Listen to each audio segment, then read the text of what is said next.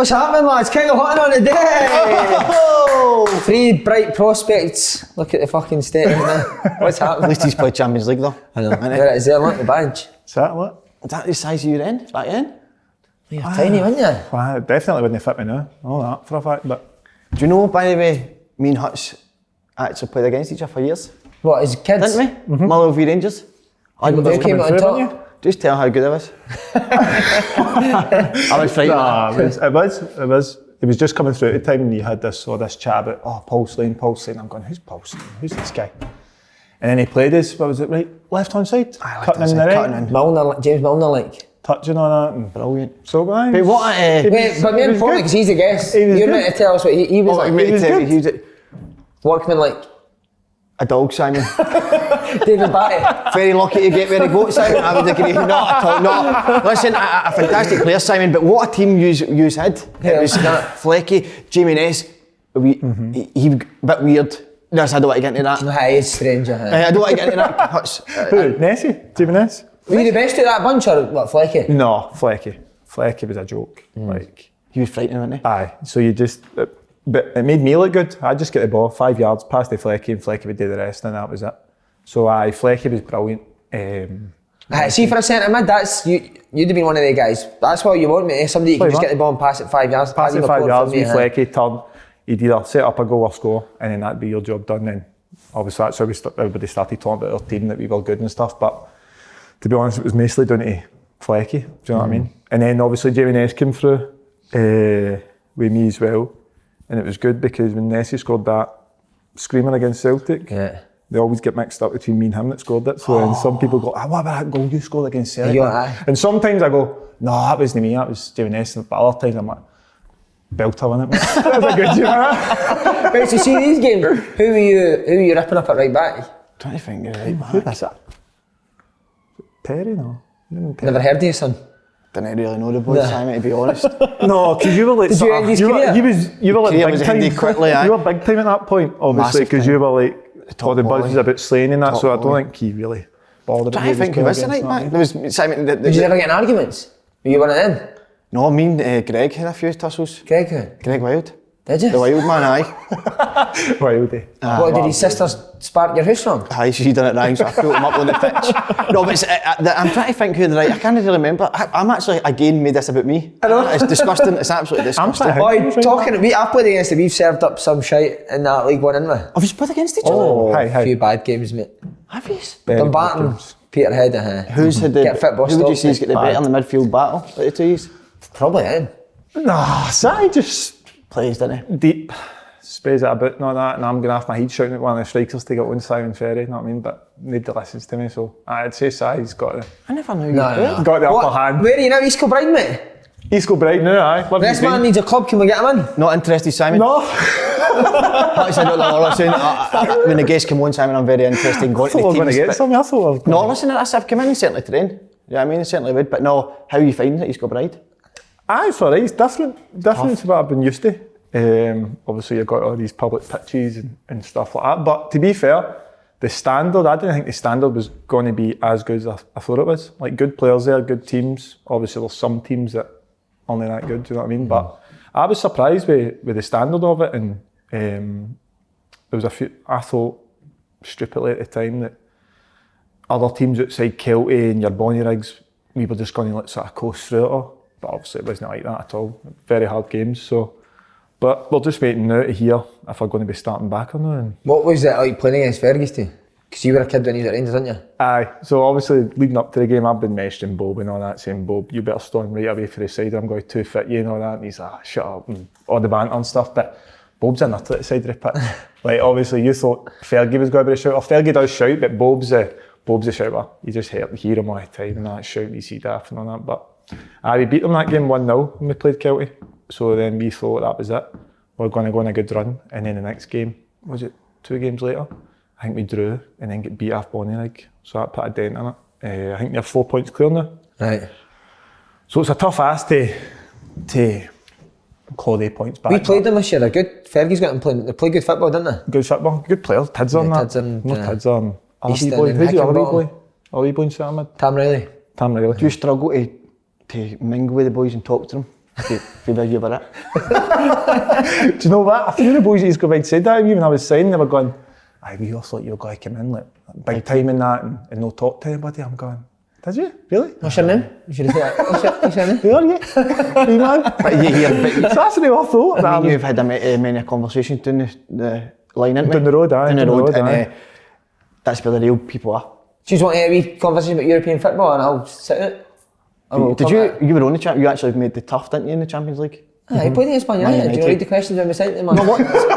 No, here I remember watching that game. Absolutely devastated. Do you know what I mean? How he was on the pitch, but no, not at all. I remember. I don't remember it. Simon, we're going to talk about the Champions League. Yeah, it was what a standard, though, wasn't it? Oh, brilliant. As I was saying before, like playing that Man U game, I didn't even know I was starting. The only reason I got the start was because, so Wildy and Laugh, they used to always sort of have a ding dong with each other. So obviously they're on the bus, and I think Wildy's gave him a DD or something, and Laugh's chased him. His first touch? And they've ran through and they've got the big swinging doors at Murray Park. So Wildy's ran through them, swung it back, Lass went to run through, whacked his thumb, broke his thumb, and all because of that, Laugh obviously couldn't play, and then that's how I get drafted in. So we were going into Murray Park that day to do the shape for the Man U game, and so I'm out in the pitch, obviously not a clue but I'm going to be starting, and Walter Smith's there. And he's just walked by me, just casually, like, he's like, how are you, son, alright? I'm going, aye, Gaffer, aye, like, wee boy did, and I was like, aye, Gaffer, I'm good. He's like, how do you feel about starting tonight? And that way you're thinking, he's bamming me up here. And all the boys are like, looking at me, like jigging all them are on, and I'm going, aye, Gaffer, I'm ready. He's like, alright, and you'll start. And then just walked away. And I'm looking about all the boys, like, waiting for them to start laughing as if, like, Walter Smith's like, bamming me up or planking me or something.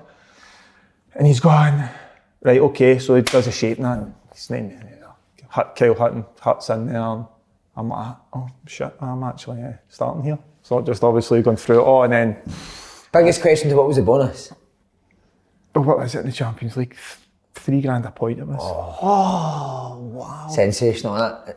Even if you're on the bench, you know what I mean? So the first leg was at on. Old Trafford, and it was me and Andy Little on the bench.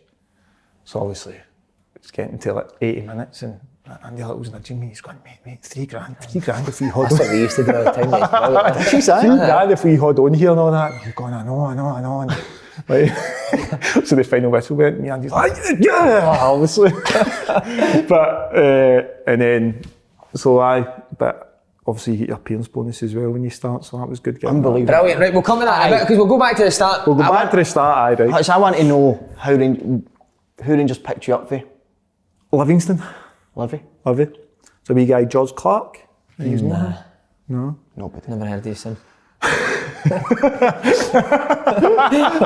That's terrible. Shocking. Buzzing when you heard the call? Aye, so we played Rangers, and I was believe it or not, I was a rapid right winger at that time. Down the right, whipping balls in, even scoring goals. I mean, people that know me now know that I don't score goals. So we played Rangers, played really well, and George Clark was meant to be going to Rangers to get a job there. Get his old job back. So you get a phone call, and he's like, Rangers, so obviously at the time I'm like, aye, straight away, let's go. And George Clark was meant to be going as well, but then something happened. He had like a speeding ticket or something. He had like a criminal offence or something. So therefore he didn't end up getting the job at Rangers. And I just left him behind. See you later, George. Left him at luck. See you later, George. Unlucky. That's what happens, mate. Unlucky. So I ended up going to Rangers, and that was me. What age was that? 13, 14. What about coaches? Who was coaches at Rangers at that time? Big Drew Todd. Big Drew, man. heard Loves you a talk about Revolino, him. mate. We used to practice Revolino Slaney for an hour. Brilliant, man. Wasn't he? Mate, do you know what? He was like, let's go on for coaching. Everything was technical, wasn't it? Brilliant, mate. Getting you better on the So ball. I've heard you speak about him a few times Yeah. on this. And aye, so Big Drew. We'll just go past the fact he's just chucked that. Say, so that bin in there? We've been in there. Done that well, I know that. So aye. What was, see, Rangers was a big difference for the standard at Livy to Rangers, aye. So when I went in to the team at the time, Drew Todd had sort of assembled like a team. Like Ross Perry, a few other boys, Danny Wilson at the time. So, and they were like known as like the team at that time, like passed the ball brilliant, so I was like, going into it, and it took me a month or two to sort of get up to what they were used to, because obviously what I was doing at Livy was good, but obviously at Rangers you had to sort of step up a wee bit more.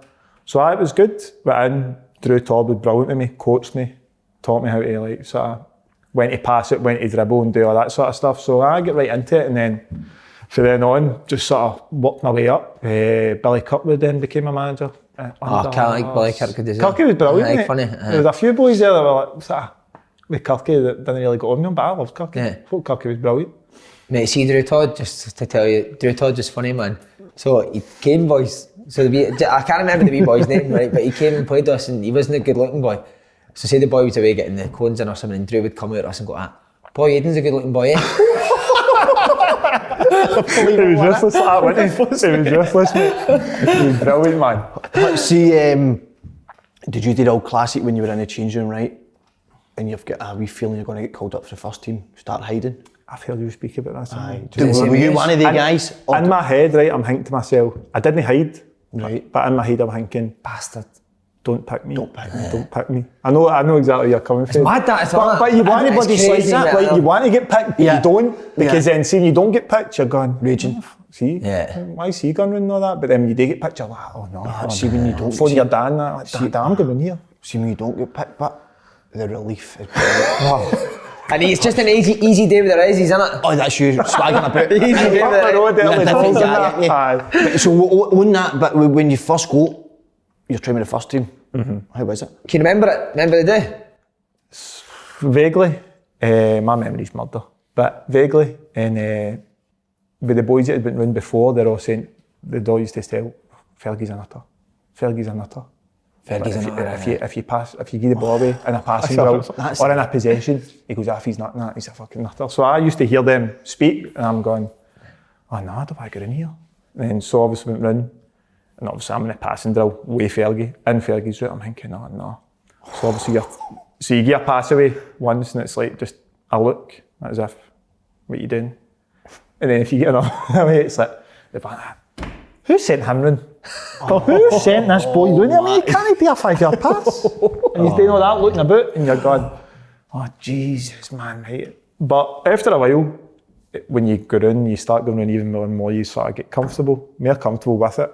But still, you just need to be on it, whereas, you know, it's like the reserves, you can have like a few off days where you keep all away and you're going, nah. Was Fergie the only one, or was there other first team players? No, they were all like that.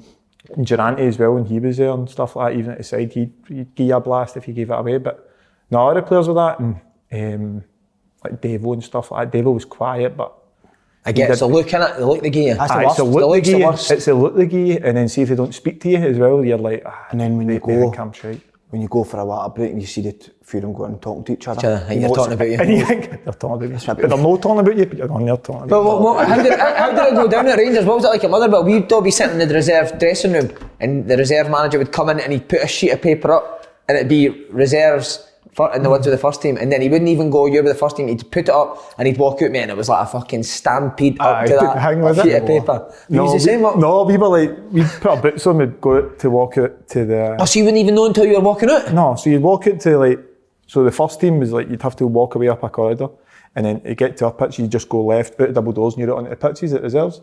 So as you're coming out, it would be like Kirky and Tommy Olsen at the time. Yeah, Tommy Olsen, Storming like a sheet of paper, and you'd be walking out and you'd be like, Kyle, first team, blah, blah, blah, first team, blah, blah. And you'd be like, aye, no worries and that. Kidding on your buzzing, aye, right, no worries. What we used?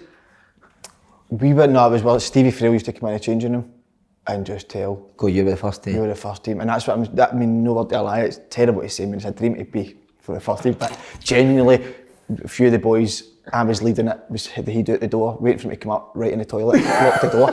No word to lie. But even Big Charlie said that as well. Yeah. It's a weird thing. No, we're not the same, mate. But it's weird. As much as you say, you're desperate to go in there, but that feeling, isn't it? But that must be the difference between like boys that shoot right to the top. Yeah, I agree. They must like want to. But that's the difference. There must have been other players at Rangers that went to the first team and then no played at all. No, I know. But like with me, it wasn't as if I didn't want to go in. Like as I explained, it was like you want to go round, but then you've got that wee hanging in your head going, oh no, why have they picked me? But like you're buzzing at the same time, do you know? Do you know what I mean? The big one on our side is, as soon as it's in games and possession, you look straight to your team to see who's in it. In your team. And You're praying you're not on Lenny's And you team. know what it's like? Paddy It's Cope is a worst. Aye, if you've got a young boy in your team, you're going, You're No, what about when you're floater? Nah, it's a worst. You may as well walk two out. touch, you're two touch now. Two touch or one touch when you're a floater, mate. They're just fucking me, eh? Put the floater on one The worst touch. is when you get away for one team and then you get it again, get away for that team. It's like, for fuck's sake. Did you, what about Walter Smith when you first went up to train? Would he pull you aside and tell you why you were training, or was it just a case of get on with it? No. And that's why I think that was sort of his quality as well. Like he wouldn't come up and speak to you and like, talk to you as if trying to mollycoddle you to why you were there. He just sort of didn't say it and just sort of let you think you were there just because you were good enough, sort of thing. Do you know what I mean? Yeah. I think if you come up and they mollycoddle you and they say, right, you're in here because of this and that, like you don't feel as if you're round there on sort of merit almost. Was he scary? No scary, just pure presence. Like he's the only manager I've had where if you're on the bikes in the morning, cycling, all the boys are having all the banter and that, gaffer walks in, boom. Like, I'm talking, everybody's like, he'd done cycling as soon as the gaffer used to walk in. Like, not a word to say. But did he have cycling gear on? What was it? So in that way, I like just a pure presence and all that. And then after like the gaffer had been in for like a minute or two, then the boys would start sort of talking to each other again and all that. But as soon as he'd walk in, silence, and then after a minute or two, they would start talking again. So. What about in training? Would he give you a blast, or would he stand silent at training? No, just say a stand, word? just stand. No take anything? Just stand there. Just watch everything? Just watch, but you'd know like, because sometimes he'd come out later on, he'd be in obviously his office, and then he'd come out later on. But if he was out there for the full session, you're like, right, shit, the gaffer's here. You can't give a ball away. He's like proper switched on. But that's what he was like. And then Saturday he'd come alive, team talks, and if there was something going wrong in a game, he'd notice it straight away, come in at half time, sort it out, and team would go out, totally different team. Was just working in training, was just work on like shape and stuff like that? At that time, all the boys, not really, he had like world, Top players. brilliant players, didn't he? So he didn't really have to work. As I said, at half time, if something wasn't going right, he'd come in, tweak it, like, no change, hundreds of it, like, tweak a few wee things, and you'd go, and I'd be sitting there like taking it on, I'd go, he's didn't notice that, but it makes sense now. Team would go out and brilliant. That's brilliant, isn't it? I think what we're really wanting to know, Simon, is McCoist. But also, just before we go to McCoy's, can you remember a good Walter Smith team talk or something that you'd said that was, you thought, that's brilliant? Brilliant, Simon. Jesus. Just simple, just the simple team talks. It was just, I remember one game, Aberdeen away, we were getting beat 1-0 at half time. And as I say, he came in, he said, I fucking told you this. I told you before the game to do this, he's only doing it. So I'll reiterate myself. And then he went out of the board, tweaked a few things, as I said that he does, tweaked a few things. Look, see if you do that, I guarantee you'll get beat this one. Then he just walked out. Went out, I think they won 2-1 or 3-1 or something like that, do you know what I mean? Would he praise individual players after the game? Was he like that, no? No, not really, no. No. Just great performance, boys, and that bit. Enjoy your weekend or something, and that bit. What about slaughtering him? Do you ever get slaughtered off him? Me? No. Never? No. But I did get subbed off him. Right. 35 minutes into a game. No way. Did you see somebody warming up after 20 and think, So it was Dundee United. That was my in the league. I started Dundee United away it was, and I smashed a boy. Obviously, adrenaline's pumping. That I smashed somebody. Yellow card. I think 10 minutes into the game, and then did they get a man sent off? Something happened in the game, and I went and smashed another boy and just got away with it. And I'm thinking, right, just see yourself through at half time. Don't do anything stupid. And then it must have been 35 minutes, 17 seconds, I think it must have been. Just looked around, see my number. I'm thinking, oh no, man. And then see the week after that, it was like, I hated it. Like, all the youth coaches come up to you and try to, like, are you alright? No, and I just preferred just to deal with it myself, just let nobody speak to me. But it's just constant, like, oh, the manager's come to, don't worry about it happens and all that and stuff like that. Is the gaffer spoke to you and all this? And I'm going, no, he's not spoken to me, but he doesn't need to speak to me. Like, he's trying to, I think what he was trying to do was just try to, like, no speak to me and just treat me as like another first team player. Yeah. Do you know what I mean? But aye, so that wasn't good. The week after that wasn't good. Coming up and speaking to me, and it's all right. You'll get your chance again and all that sort of stuff. But so not once he came up to you and Kyle, you're doing really well, or you need to do this better, and just get on with it. Just got on with it, and that's why. That's in my head. I took it that way, as if he was just trying to treat me like another first team player. He didn't want to give me any sort of special young boy sort of treatment. He just sort of brought me in and just treated me as. Because people think that's a bad thing, but see now that I think about it, it is a good thing. You're not, you didn't, because he feels like you're a first team player. I didn't need to come and tell you when you're doing well or when you're doing bad. Just so you're getting treated as a first team player, so you're not that bothered about it. And even when I get subbed, obviously, you know, it's like getting subbed in the first half's the worst, one of the worst things that can happen. Do you know what I mean? But at the same time, I wasn't too fussed because I'm looking at the players running about me, and I'm thinking, even to start that game was good. Do you know what I mean? Was there any of the boys that really wound Walter Smith up? Laugh. Did he? Just late all the time. Honestly, mate. Every morning he'd wake up straight to the bookies. For training. Because they picked me up a couple of times. I couldn't drive. I get banned for driving, speeding, stupid. And so he'd sometimes pick me up, and we'd have to be in for like 9 o'clock, and they'd be like 10 to 9. He'd get me right, and it was at least 10 minutes away from the training ground. And laughed. Just go and stick a wee horse on. And I'm going, stick a horse on? I says, it's 9 o'clock in the morning, mate. He's, for later. I says, we'll just take it after. He's like, no, I'll be 2 seconds. Straight in, mate. 9 o'clock, he'd be walking into Ladbrokes, and I'm obviously shaking myself. We're going to be late. Start training at 9:45. What's he doing? And he'd go in, straight to the roulette machine. I'd be going, no. And he'd just pump money into the roulette machine, bet. I'd be like, wow, if that's 9:05, mate, 5 minutes late, and we're all still at another 10 minutes with changing. He's like, it's all right. Well, do you just not give a fuck now? No, just zoom on, mate. He just put money in, but laugh, mate, that's 9:15 now, mate, we really need to go. Mate, about 20 past or something, obviously lowest, no win. I've never seen him win. Every morning he used to get the bookies, he never won. Honestly, mate. And what would Walter Smith say when he bowled in late? So he used to have a fire exit, right? At the changing room, right? Honestly, laugh would pull in, right? Honestly, he'd drive into the thing, and he'd be looking about to see if like anybody was looking, and he'd speed right round, and all of a sudden I'm still a young boy at that time, and I'm running out with him, running round the back, we're looking about to see if like Gaffer or Walter Smith's there, running at the back, come in the fire exit. I think we've got away with it a few times, and then one morning went out to train, I just heard what Walter Smith went, laugh, calling him out, and then laugh came up and went, see all the times that we were coming in late through that fire exit door, he's seen us on the security cameras, and he says it has to stop now, and I'm going, how am I not getting pulled in? He's going, oh no, he said that I'm leading you astray and all that, and that's why it has to stop now. So obviously I'm thinking, Walter Smith thinks I'm a fucking zoomer and all, do you know what I mean? Jumping about with him. Branded a bit with But I laugh, mate, just wind him out. I don't even know, just stuff he used to do in training and stuff like try to do like daft wee flicks in front of goal, and the gaffer would be like, finish that, laugh. And he'd be like, and then next time he'd come and try something else stupid and that. And you're like, oh. But no, laugh is crazy. Laugh is just laugh. And then sometimes you'd go into his house and he had like 8 pugs. Pugs, right? Right? Just running about his house. And I'd be like, they're running about my feet and that, and little shites everywhere. I'm going, laugh, mate.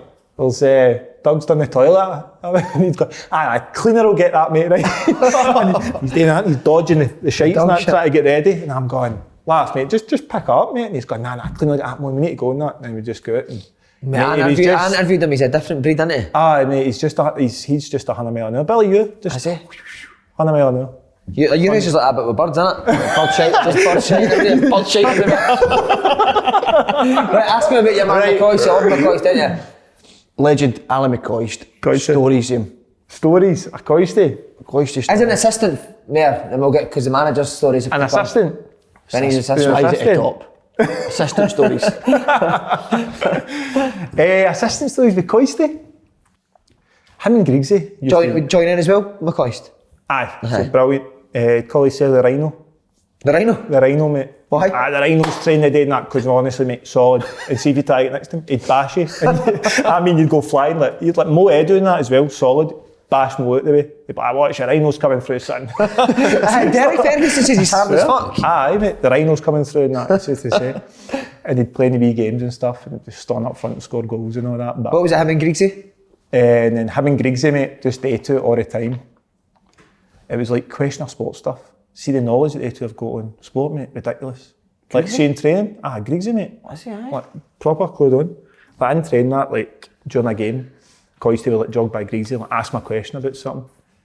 During like wee small sided games, I think, oh yeah, bastard, I don't know that one. Give 5 minutes, I'll get the answer on that. And just all that type of stuff. But Coisty, man, he'd come out in his boots. His boots, honestly, see the sole on the outside, completely gone. He'd be running about on the side, see the leather? Right, coaches are always like that, but... It's weird, isn't it? Oh, look at all scruffy boots on, aren't they? Scruffy boots, and then he had all his... Could he still finish? Aye, it was brilliant, mate. Brilliant. Just up front, popping goals in. But stories about him as assistant, that's gone back a long time ago, man. Was it table tennis not you play with? Table tennis, him and Coach, so they started... Coach Alito, that was his. Kenny McDowell, good guy. Coach Alito and Cloystead, they used to, every day after training, they'd been there for about 3 years, indoor hall, table tennis, touring, sweating buckets. Love that. But aye, would you play them? Was it but the boys that would play them or they play each other? No, we'd just go and watch them and just laugh at them, the two of them, honestly, funny. But she's an assistant, was you always like, having a laugh at it, or did he have a serious side as well? Aye, I had a serious side. Obviously at the weekends and stuff like that, but like in training and all that, it would just be like him, Coach, Durante, 3 of them, just fucking keeping the place buoyant, banter, all that sort of stuff. I'm trying to think story-wise. By the way, there's a few times now, I think Coisties, there's not a lot of stories about Could Coisties. Could be a myth about me, Coach, by the way. Was he funny? Is there one line? Everyone says just one-liners, isn't it? He's one-liners. Aye, he's one-liners and stuff like that. So I remember there was a pool table up the stair. Now that way when the coaches are about, you're like a wee bit like, on edge. Not on edge, but like you want to impress no dent stupid. So it got to the point where I had to play him at pool, the way the tournament worked it. So he's playing, he's potting away and all that, and he's flying. He's going like, cow. Pick that phone up there. And I was like, what's that? And he's going, pick that phone up there. And I'm like, so I went there and picked it up, and it's just, he's going, phone yourself a taxi, son, because I'm about to clear up here. And I was like, man. All the boys are howling. I'm going, oh no. Need guys for him again, don't you, McCoist? He wants to get back in it, he wants to be a manager again, didn't he? I think he's applied for a few jobs, isn't he? Has he, yeah? But he's brilliant on the telly, isn't he? I don't take him off the telly. No, I don't take him. Right, debut. Always ask about the debut. You forgot your debut. I forgot my debut. Couldn't believe it. No, I thought my debut was Dunfermline when I started, my full start. Obviously, you just corrected me on that and told me that. What was it, Kelly? Kelly came on for James Beattie. So cast my mind back to that, aye. It was me warming up. See, at that time, how long had you been training with the first team? Was it every day you were now training with the first team, or was it still? More or less, mate, Right. aye. I didn't go on any of the pre-season trips with them anywhere, but they had a couple of pre-season friendlies against, was it Hamilton Accies? And I came on, and I don't know how, played brilliant. Right. And that was it. And I remember Walter Smith saying to Jimmy Sinclair at the time, he said, why have you been sending all these other boys on? Where's this boy been? Talking about me. Don't know how. Played brilliant in that game, and then that was me. Ever since that game, I just started training every day. So obviously first, come on, never thought I'd come on, ever. 2-1 as well, so still a tight game. AI took beats off, put me on. You remember getting me warming up and you get the... Faye Coisty. Coisty comes in, I'm like, he's like, you're going on? I'm thinking, looking at the time, it's like 15 minutes left. I'm like, a lot can happen in 15 minutes. I know, but that's a good time to go on 15 minutes. Aye. Do you know? 2-1, but 2-1. If you go on, You're winning 2-1, aren't you? Are these things that's going through your head? If I go on here and... If I go on, we don't win. Imagine I get the ball away. No, you want to be getting on me, you're getting beat 2-1. Yeah. You can't do it in rank, 2-1 winning. No 2-1 thanks. winning, you go on, 2 eats, and obviously they're looking at it. Oh, Kyle Hutton's been on, it's 2 eats. Yeah. Oh, So was the heart pounding Huts? Aye, like, well, your debut for Rangers, like, never ever thought that I'd be coming on that early in the season, do you know what I mean? Came on. And James Beattie sent it to you when you were coming on there? Nah. Not a word? Nah, so just not on. It was... Aye, my prick. And did you get a few touches? I got a few touches and that, just kept Was it it going. just 5 yards? Kept it ticking over, mate. Nothing stupid. And then that was me, mate. So Were you showing for the ball? What? Were you actually showing for it? I was actually, aye. Believe it or not. Fuck's wrong with him? Believe it or not, yeah, I was. So I managed to get that out the way. the debut and that. So once you get your sort of debut for the first team, it makes you feel a wee bit more part of it and a wee bit more calm. But he's saying 75. He says 75 minutes. He never came on the 80th, so it took you 5 minutes to get your gear off. That's when you take forever getting the gear off, didn't you? You're like that. Hoping something happens in the game again. So just on the man you came on for, James Beattie. What was he like, as a guy? great guy, mate. Was he? Great guy. Any big time shouts? I always think Hunnels, mate. Like Hunnels, but he stayed when he first came up. He stayed with David Weir up at in a one bed. up at what's that? Park Circus. Up with you, Steve. Did he? He doesn't stay Park Circus. It's good to that's great, isn't it? Tries to talk you up there, not I mean. Tell everybody you stay Park Circus. You and Laura had a flat in Park Circus, but that's done. Can't Now you're hide back in money, with the can man. Aye, back with the man. Hi. So he came up and then he managed to get a flat himself, and that was him. The real James Beattie came out, night suit with the boys and that. Was he? What, with the younger boys? Aye. David Weir must have. Mate, he went to, what's the one at West End, just down the road from here. Sanctuary? No. Boho? No, This is the West End, mate. I know, but what's it called? Viper. Oh, Viper, right? Aye. Viper, aye. Went in there Tuesday night, we were all going out. Beats text us, what's the plans tonight, boys? All that. Viper, mate, thinking, not a chance. Not a chance, he's come to Viper. And he's like, cool. Came out, we were walking out of Viper with Beats and that. Beats goes, gets a table, buys all the baby. And that's him there. Mate, what a guy he was, mate.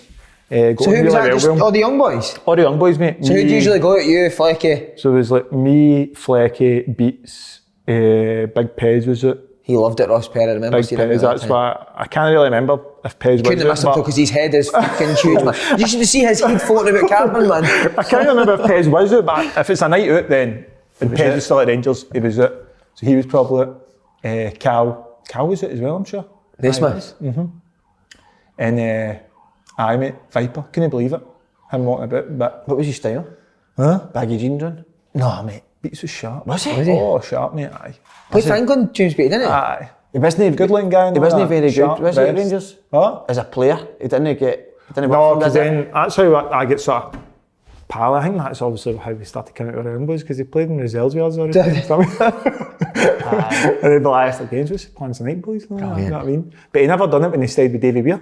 He must have got him. So Davy Weir must Scared have of had Davy him, Weir, handcuffed to the bed and that. You're not going out tonight, You're James. playing Scrabble with Davy Weir, aren't you? You're not getting it. It's You're not going out game of tonight, Scrabble, James, man. right in there. Come on, we'll watch Consti on Question Once he gets his own gaff, that was him, mate. But have you heard this?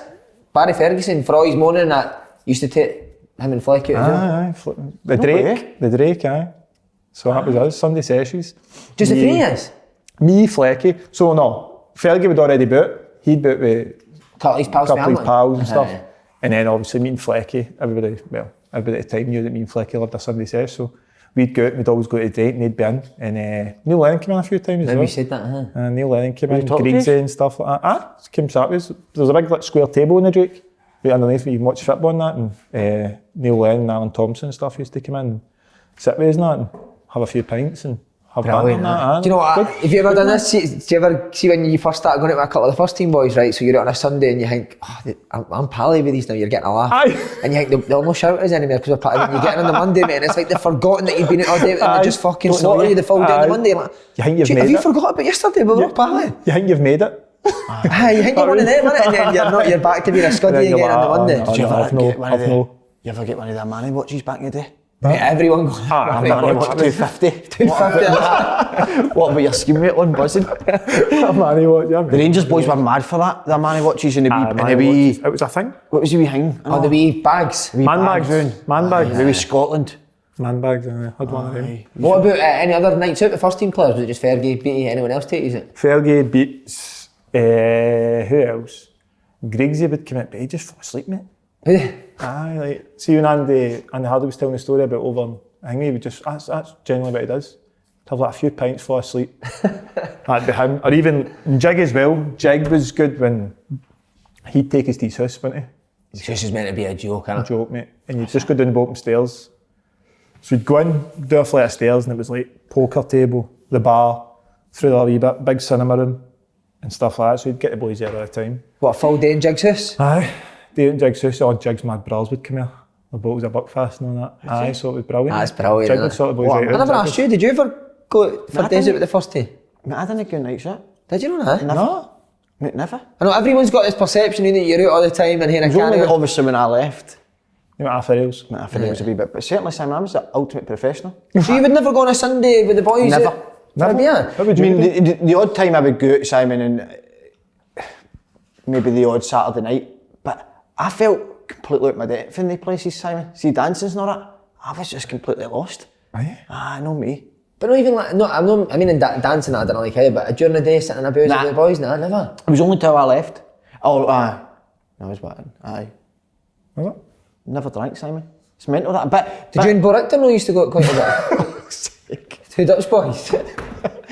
Brag, what it That's why you went to Amsterdam, wasn't it? You got your discount the flights. He was waiting on me at the airport. Well, you know, tipped us a new Bert Conterman as well. Oh, mate, some of the stuff that I hear back. What about Davis? Did Davis like a drink? Nah. Jekyll and Hyde Devil, by the way. Is he? Quiet, nicest guy in the world, gets a few berries and that's him. What was it? Oh, crazy, mate. Sweating and all that. Like, just dancing about. Raving about. Aye, brilliant. Like, I'm trying to think of the other boys in that. Who was the other players in that? Who were the other big players in that team? Big players, I know. Mo Edu, he used to. Do you like a night out? He was only after one hang on a night. I didn't want to say, but aye. Was it? Hungry boy. Aye, Mo would come out quick. Mate, do you know who loved it actually? DeMarcus Beasley. He did. I used to remember seeing him as well. They two were DeMarcus always together. Beasley would go out and then he'd take about 40 people back to his flat in the West End. Did he? And just have big mad parties in his house in the West End. And would you jump back to the parties? I went back once with Pez and it was just different world, man. Just walking in going like, Jesus, guys, a nightclub in this guy's house. Just walking about. I think Who was the geeks? The geeks. The Rangers looked Is he? I can't. Anyone's that No, I didn't call enjoy it going out. a geek. Not a geek, sorry, that's a wrong. Who was the ones? Quieter ones. Aye, The quiet with ones. grass and the boys going out night suit.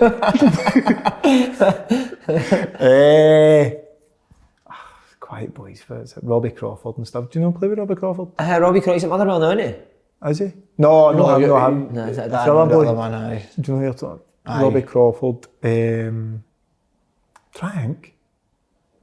No, Would Lafferty go? That's the thing, by the way. There wasn't that many. Would Lafferty go? No, do you know, it was weird. He wouldn't go out. A screwball, but wouldn't really go nights out and stuff like that. What about best players in training? Who was top? Ferguson? Fergie, and but for me, Devil, mate. Just times where you're in a possession with him and like we tight space and you're thinking 100%, he has to lose the ball here. There's no other way. And he'd do something and get out of it. Honestly, think back, I've never seen him lose the ball in training, I don't think. Mate, it was a joke. Devil was brilliant. Big Jelavic. Funny enough, Jelavic was not that good in training. Was he not? Was he not? Nah? Nah, balling. No arsed, No arsed. Then come a Saturday, just You don't bang mind goals that in. though, don't you? Nah, he was good, Jelavic, wasn't he? Went to Everton. Aye. You're an animal, by the way. Yeah, big boy. Sasa, Papac, just steady Eddie, even in training. Just Good looking steady boy. Eddie. Remember Mark Wilson? Remember Mark Wilson killed him with a shot? So he does. I remember that. Were you playing that He night? flat out. Aye, came on that game. That was a crazy game, that. Oh, when McCoy's still And Lennon. Coyson Lane. Were you playing that again? What did came on, aye. what did Coyster see in the change room? What did Lenny say? Did Coyster say it? No, I didn't say it, but then obviously it's come out that I don't know, but the rumours is that I think Lenny was slaughtering Stephen Naismith. Right. I think Coyce just said to him like, Don't you slaughter my players? basically. And then it got a bit heated that. And That was mental, that night. Aye, that night as well. Bagheera, the referees tried to send Bagheera and Bagheera's holding his hand in. Oh, so he was holding his hand. He was a strong boy as well. Give me a red card and Bagheera's like, no. Was that the night? He's like, oh, fuck that. Red card. I can't believe it. I'm strong looking going, what's he doing? He's just holding his arm in. That's what he did. What was he like, Bagheera?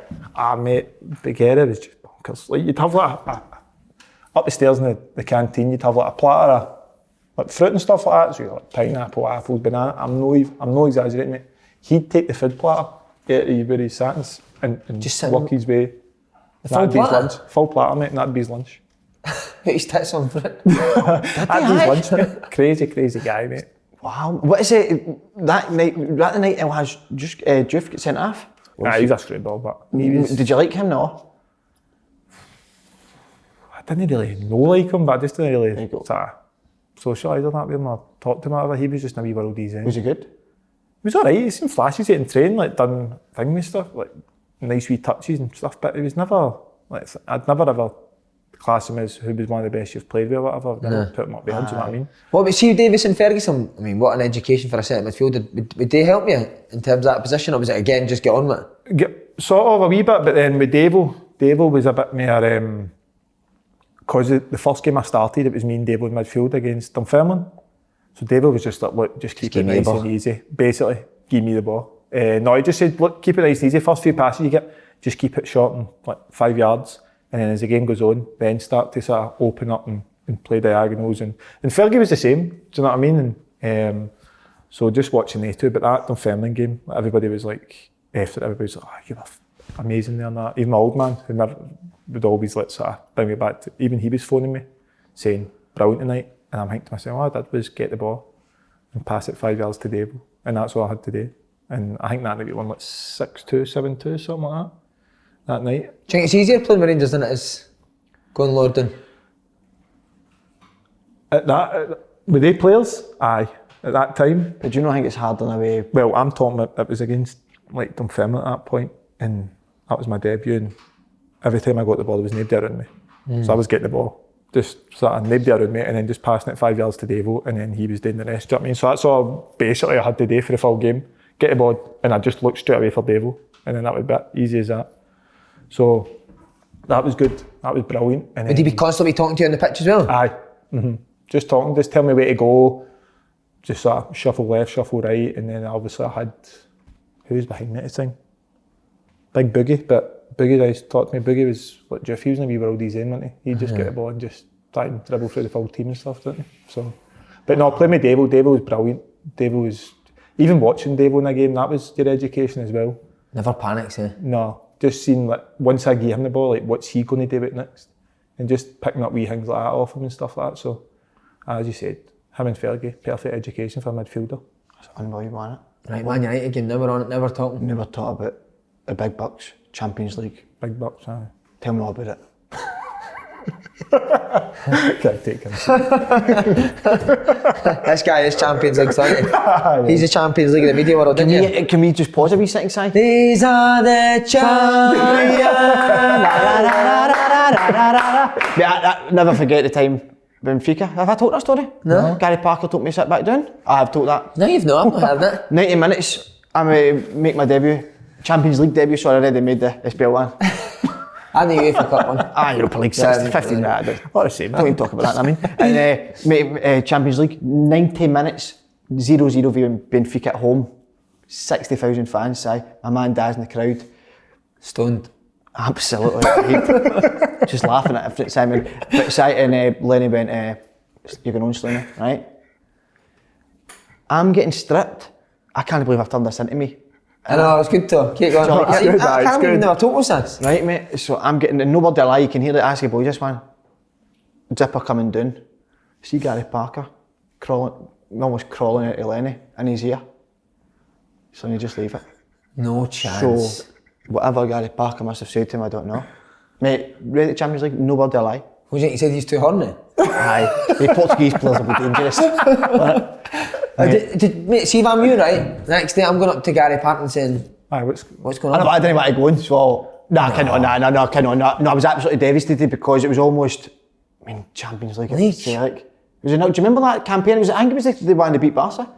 What's that? But it was the first game they drew 0-0 with Benfica. I was going to go in 90 minutes. Mate, that's a sickener. Devastating. So Lenny just wanted to sit back down, Slaney? I think it was Lenny or Gary Parker. We'll just leave it, and they didn't make the last sub. Shocking. You like that to Appearance Gary bonus out the Parton? window. That's it. Appearance bonus out the window. Everything in it. Ah, mate. Right, well, we'll actually talk to somebody that actually went and done it then, Yeah, right? actually went and done it at Champions League. So, you And told by us- the way, Don't let it rub it in, don't let it rub it in, know what I mean? Man United. Do you sleep the night before the game, be totally honest? No. Oh wait, so not really. sorry, did Watersmith tell you that day or was it the day before? The morning. So we went Oh, into that's Murray. better then, so you didn't need to worry about the night before. Aye, so, And look, but there was like, before the whole thing happened, me laughed, there was rumours like, a few of the boys were like saying to me, I think you'll start tomorrow. But I don't know if they were barring me up or not, right? I think you'll start tomorrow. So I'm like, nah, no chance. And I go, no, like jigging that. I go, no, you never know that. So that morning of the game, we're going in, as we always do, going in to do like set plays and do a bit of training stuff.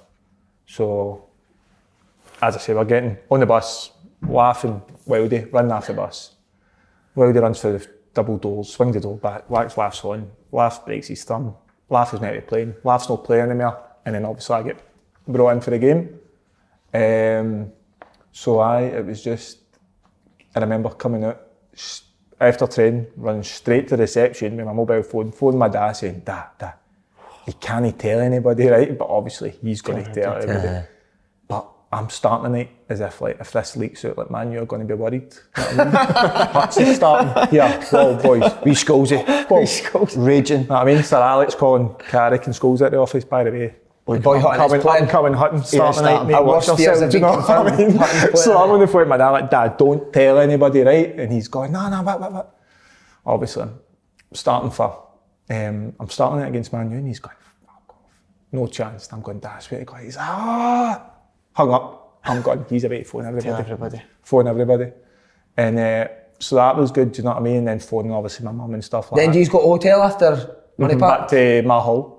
And for a sleep? But did you sleep? No sleeping, no. I just went a walk around, obviously the course and stuff, just thinking like, everything's going through your head, innit? It's like, if you play well, if you do well tonight and that, that's you.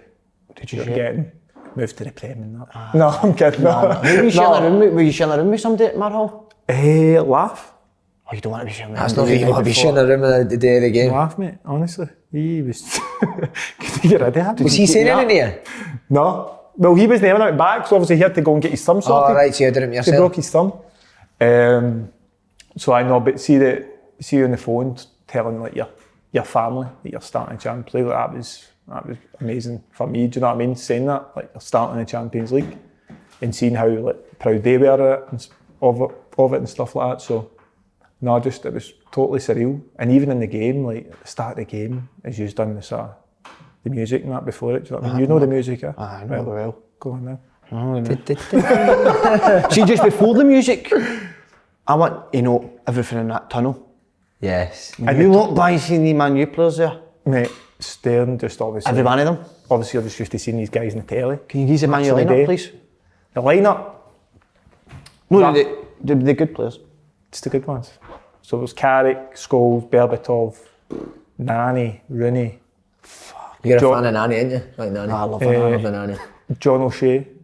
Oh, forget don't it. say that. Go back a couple of Yeah, cut that. We'll cut that. Edit that. That's terrible. Wait for it. Raphael. Shite. Edit that. We'll just stick with Carrick, Scholes and Berbatov. And Do you know what I was getting when you've seen these? We played Man U pre-season. They're monsters, man. Oh, mate. That's What about the what I noticed. Scholes wasn't Scholes. Just a wee, Scholes certainly no one just a wee ginger guy, but Rooney was solid and Rooney was rapid. So I remember there was a corner and I'm back to park and Rooney's sort of floating about in front of me and we've took the corner and the ball's broke right and honestly I must have a good 10 yards on Rooney and he's blasted past me and I couldn't catch him. I'm horsing it. I could move it. And at that time I thought it was quite quick at that time.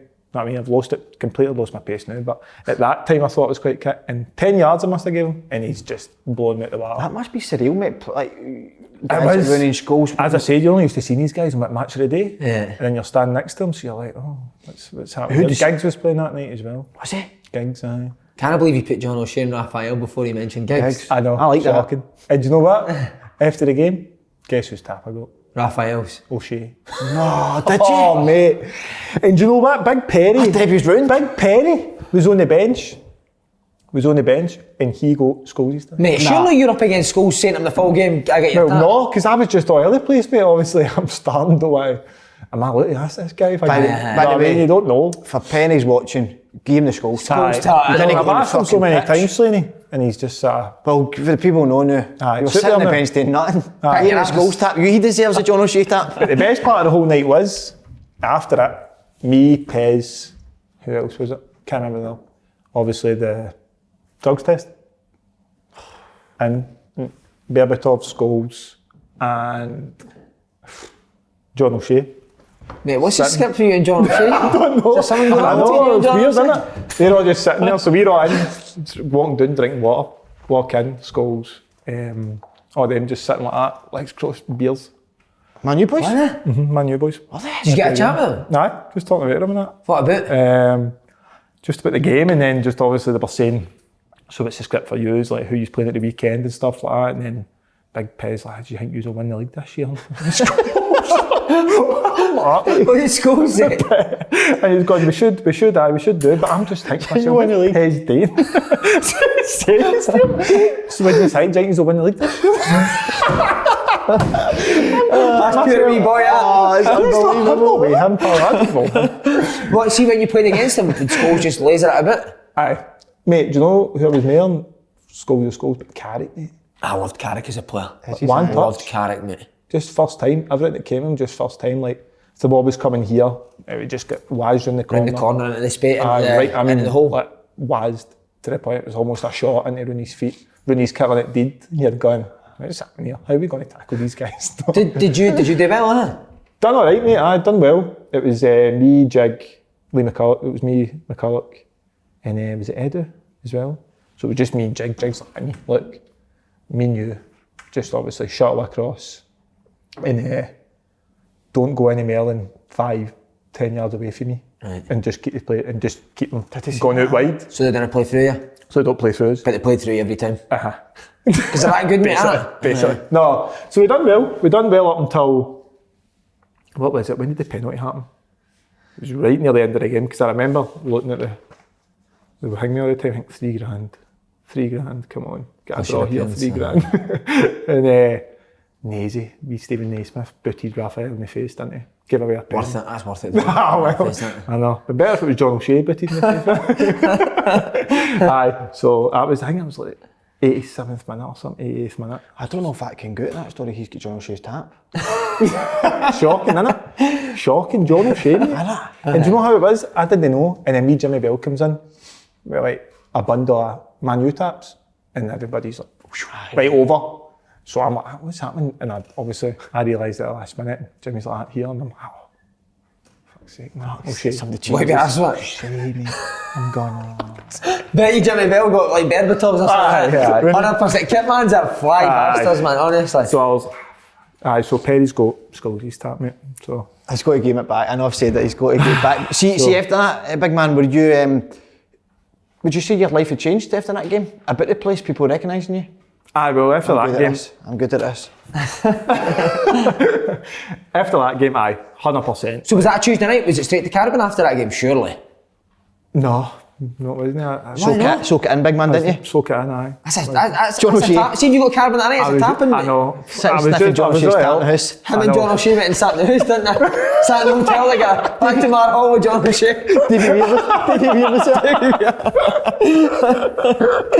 Late night coffees in front of the fire at Mar Hall. On John Boy. So what did you do that night? Just go up the road? Just went home. A lot of people can't believe it, because they obviously know me. They're like, going, surely you just didn't go home after that. I'm going, no, honestly, I did. Straight home. Too much to take on, wasn't it? It was, mate. See, after a game, I was shattered. Like, just obviously the build up to it, all that sort of stuff, and then getting a drug test with Scholes and all them, that I mean, having a chat with him, and you're just like, oh, this is all. And then after the game, honestly, I was just shattered. So I just went home, and then, as you said, but like, obviously, you've got Twitter and stuff like that, that's all good enough. You've got thousands and thousands of messages. And then, and then just going out, just go to the supermarket, get to the town for a coffee or whatever and stuff like that. You start getting noticed, then people are going, I got a picture and stuff. You're going, oh, what's happening here? No thanks. What's happening here? This is surreal. And so it did change. It did change slightly after. Mount of birds and all. Was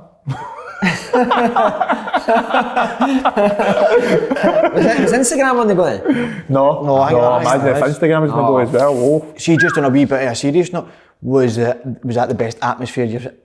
Actually, Champions League night at Ibrox compared to an Old Firm, exact same really? Different almost. An Old Firm games, like, you can Is that the best of all time? Aye. But it's hard, man. That's a hard one. Like, Man Utd in the Champions League at Ibrox, you know what I mean? Atmosphere was unreal, but the Celtic Rangers is just a different atmosphere. Seeing the Celtic Rangers game, is the atmosphere unbelievable? Can you actually hear anybody? Like, no, but players asking managers? I know. You can't hear the manager. Like, that's just a no-no. Like, you can see the manager at the side of the pitch at times. Like, you're going, not a clue what he's saying, man. I can't hear a word he's saying. But you can almost, but you're so focused on what you have to do, your job is, that even if somebody does shout at you, you can sort of hear them. You can sort of hear them, but you're not really sort of listening at the same time, just because you're so focused on the game. And it's only usually seeing breaks of play, like corner kick or whatever, a free kick, and that the boys sort of get together and have a wee sort of 5 minute, a couple of minute chat or whatever. Like, need to start doing this. They're getting through here too easy. You need to start coming in tighter to me, or these sort of things. But it's just different. Celtic Rangers game. It's just you've watched it on the telly growing up as a wee boy. Do you know what I mean? And then all of a sudden you're actually going to playing one. So that was surreal. That was crazy. And then after that, you had the carnage with obviously McCoist and Lenny in that game. That was crazy. Was there any player at Celtic that you would give each other a bit when you played against each other? Was Bruni there at the time? Bruni was there, aye. But do you know what? Me and Bruni never really sort of came up against sort of each other until later on in the Hampden game, where he's absolutely led me and he was like, take that wee man. Did he? Aye. And it was, I'm getting up, kid, I'm alright, but he's giving me a belt to a dead leg. I'm thinking, alright. Oh, it's the worst idea as well, man. And you're getting up thinking, it wasn't sore enough, but he got as a billion. And I'm going, oh. So it was that. So the Celtic Rangers game with, obviously, as I said, with Sasa getting smashed in the face after Matt Wilson getting knocked out, and then the carnage of like the referee tried to send Beguera off, Beguera not letting the referee send him off by holding his horn at his side. Oh, brilliant. So it was just, all the moments were just, do you know what, it's almost like a blur now thinking back. Just obviously one after another. You're trying to take it in at the time, but it's just... Adrenaline's so hanging, and then before you know it, boom, the game's over. Gone. It's gone. And then the cup final, I remember the cup final. Wee Vlad gets the ball, takes a quick free kick through to Jelic posting in. And I don't know, there's a certain clip, if you watch it, you can see me. I'm on the left-hand side. Celtic fans are right there. Jelic scores, and I just turn around, I'm like, yes. Did you? And Lionel's running up going, you idiot, get down. What were you and your dad doing at that time? Can't believe that. Were you doing that, aye? I was doing that. Probably you, were you there? I was here in the crowd. Right, probably doing it you. You know on your dad's shoulder? Shoulders, What was Walter Smith like before a Celtic Rangers game? Same? Chilled. No different to what he was before? Nah, chilled. You know what it is, lads. You know what type of game it is. You know what I expect. Just said, first 10 minutes, just let them know you're there. That's what I used to say. First 10 minutes. Walter Smith, innit? Everything's so simple, mate. Just so simple, and he didn't used to get his...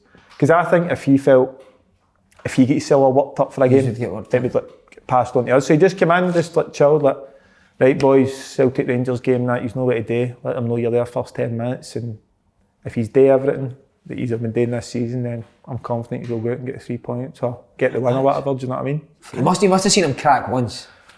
Crack once? Who'd he crack it? Greasy. Eh? Oh. So that's what I like about it. See, when you're Fergie and that saying, it didn't matter whether it was a 17-year-old boy or the best player in the team, he would treat everyone the same. Was it the Samaras game when Samaras scores? Aye, they get beat. So him and Beats at the weekend had been it. Oh yeah. Or recently, I don't know how many Davy days. versus for a mad one. I don't know how many days before the game it was, right? But him and Beats had been out, Griggsy and Beats, and they get caught going into Corinthian. So at this point we're on the bikes and the gaffer's walked in. Everybody's quiet. Beats and Griggsy are right down the front of the bikes. He's used to office. I'm going, what's happening there? So anyway, we didn't know what had went down. Even when Beats and Griggsy came out, all the boys were like, what was that all about? And they were just like, nothing.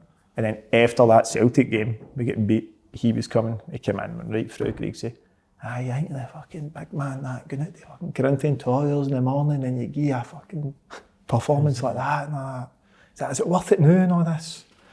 And just going there, that's the only one I can remember going off. He's not at Griggsy. Would Griggsy give him a bit back? Or? No. Nah, nobody ever. No. I thought Walter Smith had been proper, like, I don't mean... No, that's what I'm saying, mate. He never ever lost the rag a lot. Do you know that? See, when you've got that presence, so you don't really need to, do you? Nah. No, you don't. Because one word in that's enough. I think we've all said it. That's probably where the best managers are. Yeah. When they shout at somebody it means so much. Yeah. Because they don't just do it all the time. Or when they praise somebody, do you know what I mean, It's like Simon? when you shit at me. Shit myself. Aye. Doesn't happen a lot, but when it does. Aye, before the podcast, innit? Sometimes. Aye. Just sometimes. You see that that shame game that we were talking about? Were you at Celtic at the time? Aye. No. Where were you? Was that Celtic then? I might have been. Was that? Imagine we could whisper. Imagine it was something about you that you whispered into Lenny's ear, and that's why Lenny cracked. Imagine that. That boy's fucking. That boy's fucking in there pulling his wire.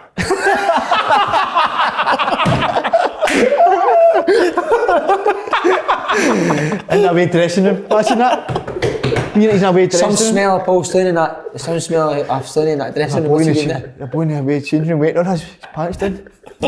Terrible. Absolutely terrible stuff. What do you like to say back to that? Beautiful. Honestly, sometimes it's a bit hard to say it. Once again, turned it with me. Good. No, certainly no good. You two are quite similar to it, like Wonder Kids coming through. Aye, listen, we had many battles on the field, didn't we, big man? So it's good to get Wonder Biffy Kid. on both sides. I was coming through way Wonder Kids. That's how I sort of came through with like Flecky and that. I just sort of jumped on the bandwagon. You only daft. You only certainly weren't daft. You went in a bit with him. But you played more than Flecky though, so. I know. Weirder. Strange. Why didn't you? You're more like a Walter Smith type of player, weren't you? And Flecky was almost like he'd play in the hole for the reserves, then he'd sometimes play centre mid with us, then he'd play left mid for the first team. So he didn't have like a set position. Aye, because he was that good he could play anywhere. I can't understand at all how Flecky didn't almost work at Rangers at first. I can't get it. But I think what you've said spot on. See, when I used to play against Flecky, he always used to play in the hole, and I never ever thought he was a whole type of player. I thought he would always be a centre midfield player. Never really and he thought, there at Rangers. And I think just thought because he was that good, the manager just thought that he could just put him anywhere really, where he really wanted to play centre mid. That's what he wanted to do. But at that time it was like Fergie and stuff there, so it was difficult for him to always, because he wanted to play regularly. He wanted to play like all the time, as anybody does. But at that time it was difficult. Do you know what I mean? So they would just put him like left mid in the hole. Left mid, and he wasn't a left mid, and then if he didn't have a good game at left mid, he'd get slaughtered a wee bit, because obviously people built him up so much. People built him up so much, so if he played left mid, had a poor game, he'd get slaughtered. Do you know what I mean? Like fans would slaughter him and stuff like that. But I'm the same as you, mate. I'm surprised he didn't. Because he was good, wasn't he? Really good, mate. Really good. Wake up final. Well, he broke your heart. Gave you that. Aye, done that. Big man, talk to me about the celebrations of that day. That must have been incredible. It certainly was horrendous for the Slanes, do you know what I mean, Simon? But for you, it must have been unbelievable. Did you all fall out that? Fell out, aye. Did you? Absolutely, aye. I want to know all about your enjoyment. Oh, mate, unreal. So, straight after Hampden, back to Ibrox. So my old man was at the game with John O'Shea. With your tap, John O'Shea, your tap on. We always we join our mates and stuff like that. Brilliant. So, humble. The gaffer and that going, right, get one family member up to the suite and that and celebrate with all the lads. So obviously it was an open bar back at Ibrox. So I'm like, one thing me. So my dad and his two mates were with him. No, it was my dad's pal and his son, or my dad's pal and his son are mad Rangers, like I mean crazy Rangers. So I'm like, I'm just going to get to see him up. So I knew the wee security guard at Ibrox, went down, spoke to him, he got to see him up, and that was it. All night in Ibrox, mate, fucking my dad in Jaeger bombs with like beats and all that, big beats at the bar, just ordering like 45 Jaeger bombs. The Jaeger bombs are going right round the bar.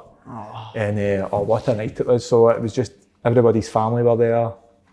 Aye, what a night, man. My dad was just starstruck. My dad's just walking about, just asking for selfies with everybody. Do you know what I mean? Your dad, With McCoy and that got on with the boys? Aye. Everybody was back, mate. Oh, it's one of the best nights I've had. Just everybody just steaming, just having a good time. Everybody's family there. What does McCoy's drink? Blue Wickeds? What does he drink? I don't know. Red wine. Red wine, Red wine. Loves his red wine, man. Big red face and all that.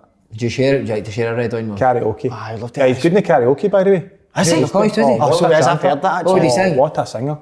What did he sing? Bat at Hell. Bat at Hell, Meatloaf. Aye, brilliant. Kevin Kyle, Meatloaf. Aye, isn't it? What would Walter get on it? Nah, Walter would be back if a few. But would he ever like go and sit with the boys and hear chat? Never, nah. Yeah, just in the Just table always kept himself away. his wife and that, aye. Would your dad go into Walter Smith and say? Aye, my dad, man. That's always embarrassing, isn't it? No, see, my dad wouldn't do that. Would you My have dad's go better. for My manager? dad would be all over Aye, them. my dad's met like hundreds of places, see it like dinners and stuff like that my dad sometimes goes to, he meets them and all that, and he'll phone me after going, I was talking to Walter Smith about you, and Oh no, what's he say? You should be starting there. My boy Kyle Hutton. That should be where he's starting there. How's that, did he? Ferguson playing a header. And he's telling me stuff that Walter Smith's saying to him, and he's actually believing that stuff that Walter Smith's saying. But I'm thinking to myself, Dad, he's just saying that to get you to because you're there, not me, just to sort of get you away, you know what I mean? So see that night after the cup final, could you actually see your dad going up to Walter Smith? You watching it? But I'm streaming it as well at the time, so I wasn't bored at that point. Right. So I can see my dad going over and all that and getting a selfie with Walter Smith, and I'm going, Dad. But I knew he would do that anyway, because when I brought him up, it was like the full Rangers team there, everybody there, my dad, he's wee Brian, his wee mate, we walked in, they couldn't believe it, and honestly to this day they still say it was the best night of their lives. But so Dad just said for that- that alone, it was brilliant. Dad's that era, they've no filter. No, they didn't give a fuck. See, that's what I'm saying, I wasn't bored about that, but see when he hear used what's to going phone on? me, when he used to meet Did me they at tell you what dinners he and said? stuff, no, he'd just say stuff like, so Walter Smith, speaking to him, and I'm going, oh, what are you saying? He's going, he's just saying that you're going to be a Rangers player for a long time to come and all that, and my dad's like that, so even the Walter Smith saying that, I'm going, Dad, he's just saying that, but Dad, no, he's serious. I'm going, Dad, he's just saying that because you've walked over to him and you've told him that you're Kyle Hutton's dad, so he can't say anything bad about me, you know what I mean? Think every time I seen your dad coming up, he's like, oh, for fuck's Here sake. he comes. What am I going to say now? What can I say? Kyle Hutton coming again. Oh, no, brilliant. man. Never played the last few months. I always wondered that, Paul. Did you? Why you never played the last month? Because he's dad, I think. Because he's Do you know what I'm thinking about that? That's it. That was his Because dad. I've always wondered. It must have been. Now we've got to remote me up. So you just get paid completely? No, paid completely. I think it was just the business Siberia? end, wasn't it? I don't know. The what? Not the business end, but I think it was he needed these sort of more experienced players and stuff. Yeah. And then the Dundee United, I think, when I get subbed there after 35 minutes, that didn't really help me. But no, to be honest with you, I couldn't really complain too much because the players that were playing in my position at that time, you know what I mean? I couldn't really go and chat to Walter Smith's door and say, how am I not playing? Would you never have done Nah, that? not that time I didn't, because it was like Devo and stuff like that there, and McCullough, Edu, stuff like that. So I'm really going to go and bang his door down and say hi. But see, if you did, think you would then maybe... I don't know what Do you it'd be think like. that's Do you know that? disrespectful? No. I don't know if At a it'd young be. age? I think you would have liked it. think you Aye, liked I'll take it. But at that time, this boy's got a bit. This boy's got a bit of it. Because I'm thinking in my head that if I go in, he'd just turn and go because I've got Steve Davis, Steve McCullough, and Morris Edu. And I'd be like, all right, sound. Walk back it. Do you know what I mean? Yeah. Two out of three. So I don't really know why, but obviously I've got to the bottom of it. My dad, It must have been a dad. the dad thing. Imagine you arrive and think, your fucking dad's a pain in the ass. Tell your dad not to come near me. Simon, can you read I that? don't know. I read the next bit. Alright, so I'll read it, mate. He's clinched the league on the final day. So were you on the bench, no get on, or were you not even involved? I was on the bench. I think it was nice. Still feel part? How many games you played that year? I still feel part of it. Obviously, celebrations at the end and stuff like that, and everything that I'd done that year. Do you know what I mean? That was my sort of first sort of breakthrough. So I did sort of feel part of it. I didn't feel like right in the middle of everything. Do you know what I mean? Because I didn't play a lot of games with everybody else. But so the celebrations and stuff, and then the wee bonus you get in your bank account's always no bad. Beautiful. Do you know what I mean? So that was good. But it was weird. That day, the celebrations, I felt part of it. Like, you're amongst the boys and what a day it is. Do you know what I mean? What was that saying back to Ibrox? Back to Ibrox, and we ended up going out after that night as well. To where? Clinton? Aye, what was that? So? Corinthian. All the boys love Corinthian. Casino and that in there. So it was good, all that sort of stuff. But thinking back now, maybe I should have. I hadn't seen Walter Smith and asked him if I could play a few more games or ask him why I wasn't playing, do you know what I mean? To try and feel a bit more part of it. But Do you get a medal on that, though? aye, medal and stuff like that, I think. Dad's wearing it, isn't he? That's what... That is actually, my dad has got it. All this stuff. John He wears it, he work every day, doesn't he? John O'Shea, Because I think I just passed the threshold of being on the bench a certain number of games Right. to pass over to get a medal, do you know what I mean? Brilliant. So, as my dad always says to me, if you've got a medal, then you're part of it. Aye, quite Do you know what I right. mean? Fucking right. And then the great man retires, Paul. See, just before that, Simon, and that is a massive point, but I want to just get back to that one. Do you think some managers would go against a player if they went and asked why they're not playing? I think they'd never go against you. Would you know? I think they'd maybe put you in your place there and then, but I do think they would maybe... Aye, like, you think they'd have like a black mark against your name? No, because again, that's the difference with guys like Aiden, mate. Like, see if Aiden wasn't playing, he'd be in there straight away. Mm-hmm. Would he? I think that's part of the reason why he went and played the level he did, whereas the majority of us Possibly. did. I think so as well. It's just having that, I think that belief that you should be playing. I definitely think guys like Walter Smith would be fine, and I think certain managers have came across when they take well to that. Yeah. Or some managers might just think as well, but if you don't go and setting, they might just think, oh, he must be alright with just being a wee bit part player, having a wee game here and there. Do you know what I mean? He must not have a lot of ambition. Some managers might if I ever do go on to be a manager and I drop somebody and never came and asked me why, I would think that they're not bothered. They're happy just to sit on the bench. I don't know come and ask why. Because even now, when I'm speaking to like younger players that I've come through with, if they're not playing, I'll say to them, my advice will always be, go and speak to the gaffer. Yeah. See, instead of sitting in the dressing room moaning about it, go and I've got a cheat, do you know what I mean? Because I didn't do it when I was at Rangers. That's what you've learned for it, innit? Aye, so I've learned. So I'll say to them, go and speak to the gaffer, find out why. And they'll go, no, go and speak to him. Exactly, mate. See, instead of sitting in the dressing room moaning why am I not playing, all these thoughts going through your head. Go and just ask and I'll tell you. And then you put your mind at ease. That's it. Because I used to be me. I used to have things going in my head, making up excuses for myself. Oh, I'm not playing because of that happened or this happened or whatever. Instead, of just going to the gaffer and saying, what am I no? Yeah. Why have I just been totally bombed at the team? So that there. Do you know the worst thing is, see, when you say to the boys, right, I'm going to go and see the gaffer, and then you shit it, and then the boys are like, have you seen him yet? And you're like, nah, somebody was in his office. Talking all this. No, nobody's in his office, mate. You should never tell boys that you're going to see the gaffer. Aye, they're all because they'll never forget. let you forget it, man. Have you seen him yet? You're a shite bag. Oh, it's the worst. On Walter Smith, when you heard he was leaving, what was the thing? So there was whispers of it in the changing room. Obviously, the boys said, I think the gaffer will be Gaffer's last season and stuff like that. And then You'll tell your dad first before anyone. there was no dinners leading up to that, so he didn't have the chance to catch him. You know what I mean? So obviously there was whispers, and then obviously the day before the game, that's where all the boys sort of Gaffer came. Was it a shock? I know really, because all the League Cup games he was letting Coisty take it, so we knew that he was sort of lining Coisty up to become the manager, so we knew probably at the end of that season. And then obviously the gaffer came and spoke to all the boys and told us and all that. And a few of the boys were upset about it, like, you know what I mean? Tears? Some of them, aye. Just because they'd done so much with the gaffer, do you know what I mean? I was only, and so was I, like, he was the one that gave me my chance, do you know what I mean? So, I was emotional, and then obviously the day after, the day later, obviously after the game and stuff like that, he gave his speech and stuff like that. What did he say? Just the fan, just thanks for everything and all that, and just the usual sort of. Did you ever get a chat with just you and him there? When I got kidnapped, the day, remember? Naismith, is it Edinburgh? I think that was the only chat that I've had with him face to face, just me and him. I've heard that, I didn't know if I wanted. Right, go tell us it. So it was 2 days before I made my first start, Dunfermline, or 3 days before. So me and Kal, we flew to Edinburgh, bit of shopping and that. I must have got to about 8 o'clock or something. So I'd just got my car at that time, I'd just got my Audi, and I'd had it for 3 days. So 3 days old? 3 days old, right. So anyway, we're right across for the Omni Centre.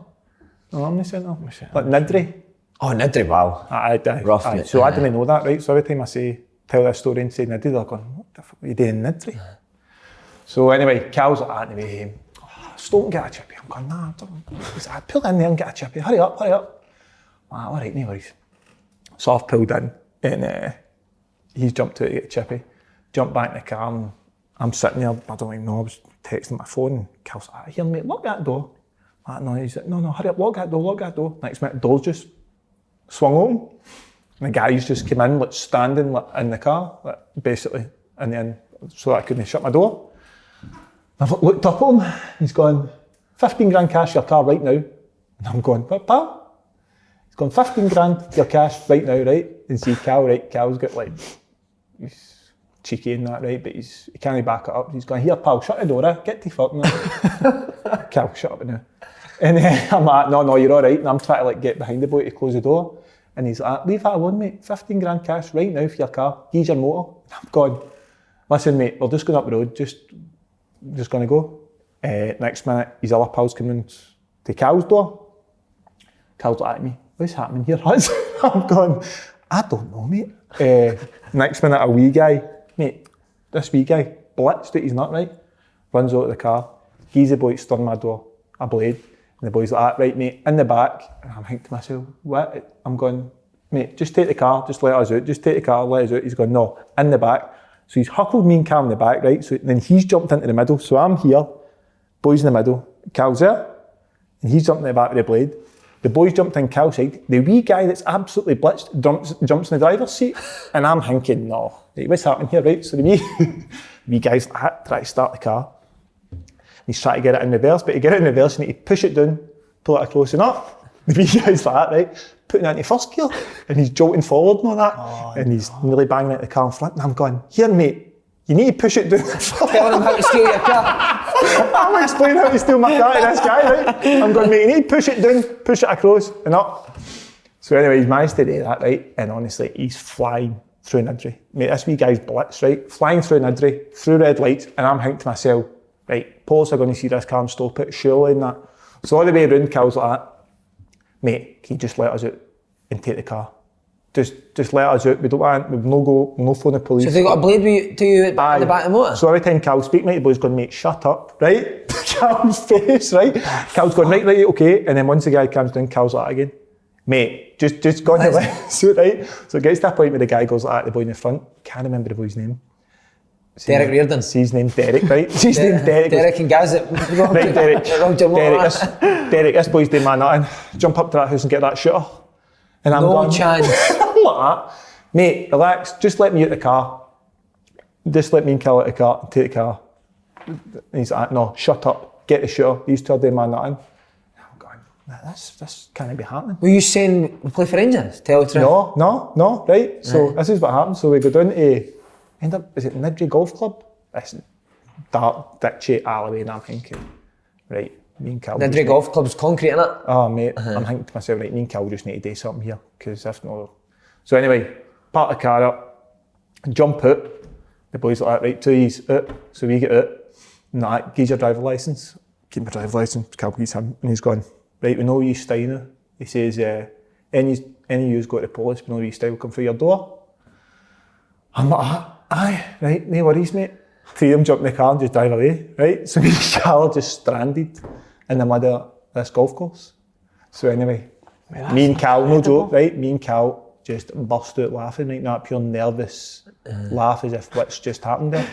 Like, it felt like greeting, but we just burst out laughing, right? We can't stop laughing, there's tears going down their eyes, right? And I'm going, why the fuck are you laughing? I've not got my car anymore, they just drove away in my car. And so he's like, right, Moan. So we just jumped out the golf course, just started jogging through the golf course, just to try and get out to somewhere to get like a payphone or something. Cal's like, let's go. They're coming back. I'm going, what? And he's going, mate, there's a boy there, run. And me and him start legging it, and I turned around, I'm going, Kal.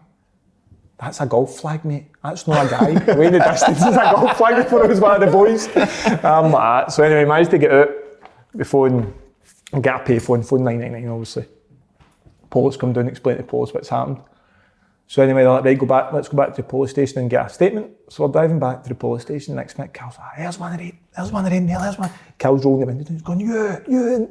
Police come round, get the boy, see the boy that was in the passenger seat in the front. He was just outside the road on his phone. Don't know what happened. And he gets out and Cal's in the window going, you're not so fucking tough now, you know that? Because the police are beside you. Police are next to him, Cal's like, take that and that.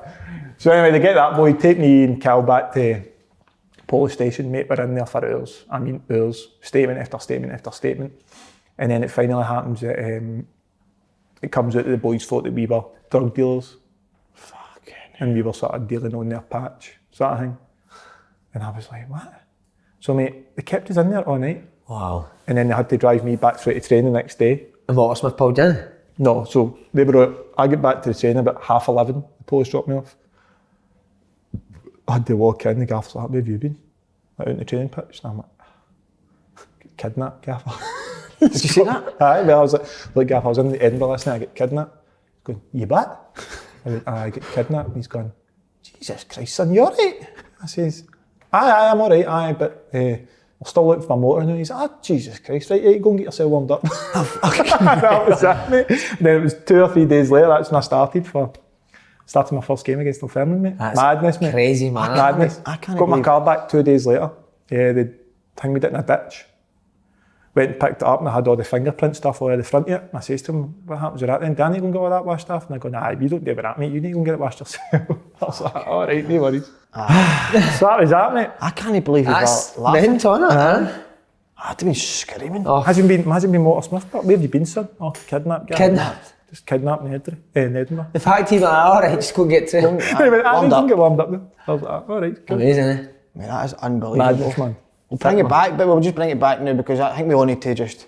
I don't need to doing relax that, after that wee bit. That was unbelievable, to be honest. But just see on Walter and Ali, when Ali's a man, was there a big... What would you say the difference is there with the two as a manager? Just think Walter Smith had more experience. Do you know what I mean? Ali just Coisty just came out of the job. Coisty was good, man. Like Coisty's like banter and all the boys love him. Do you know what I mean? But just experience. Did he change a lot though? No, that's what I'm saying. No, Check See, your head he'd learned for like Walter Smith all the stuff that he'd done, so he just kept it the same. But see, as in when he was the assistant, did he change a lot for the way he was as an assistant? He took a step back, like see trips away, he'd come up the back of the bus and play cards with the boys and all that and have a laugh. Obviously he distanced himself away from the boys and that type of way, do you know what I mean?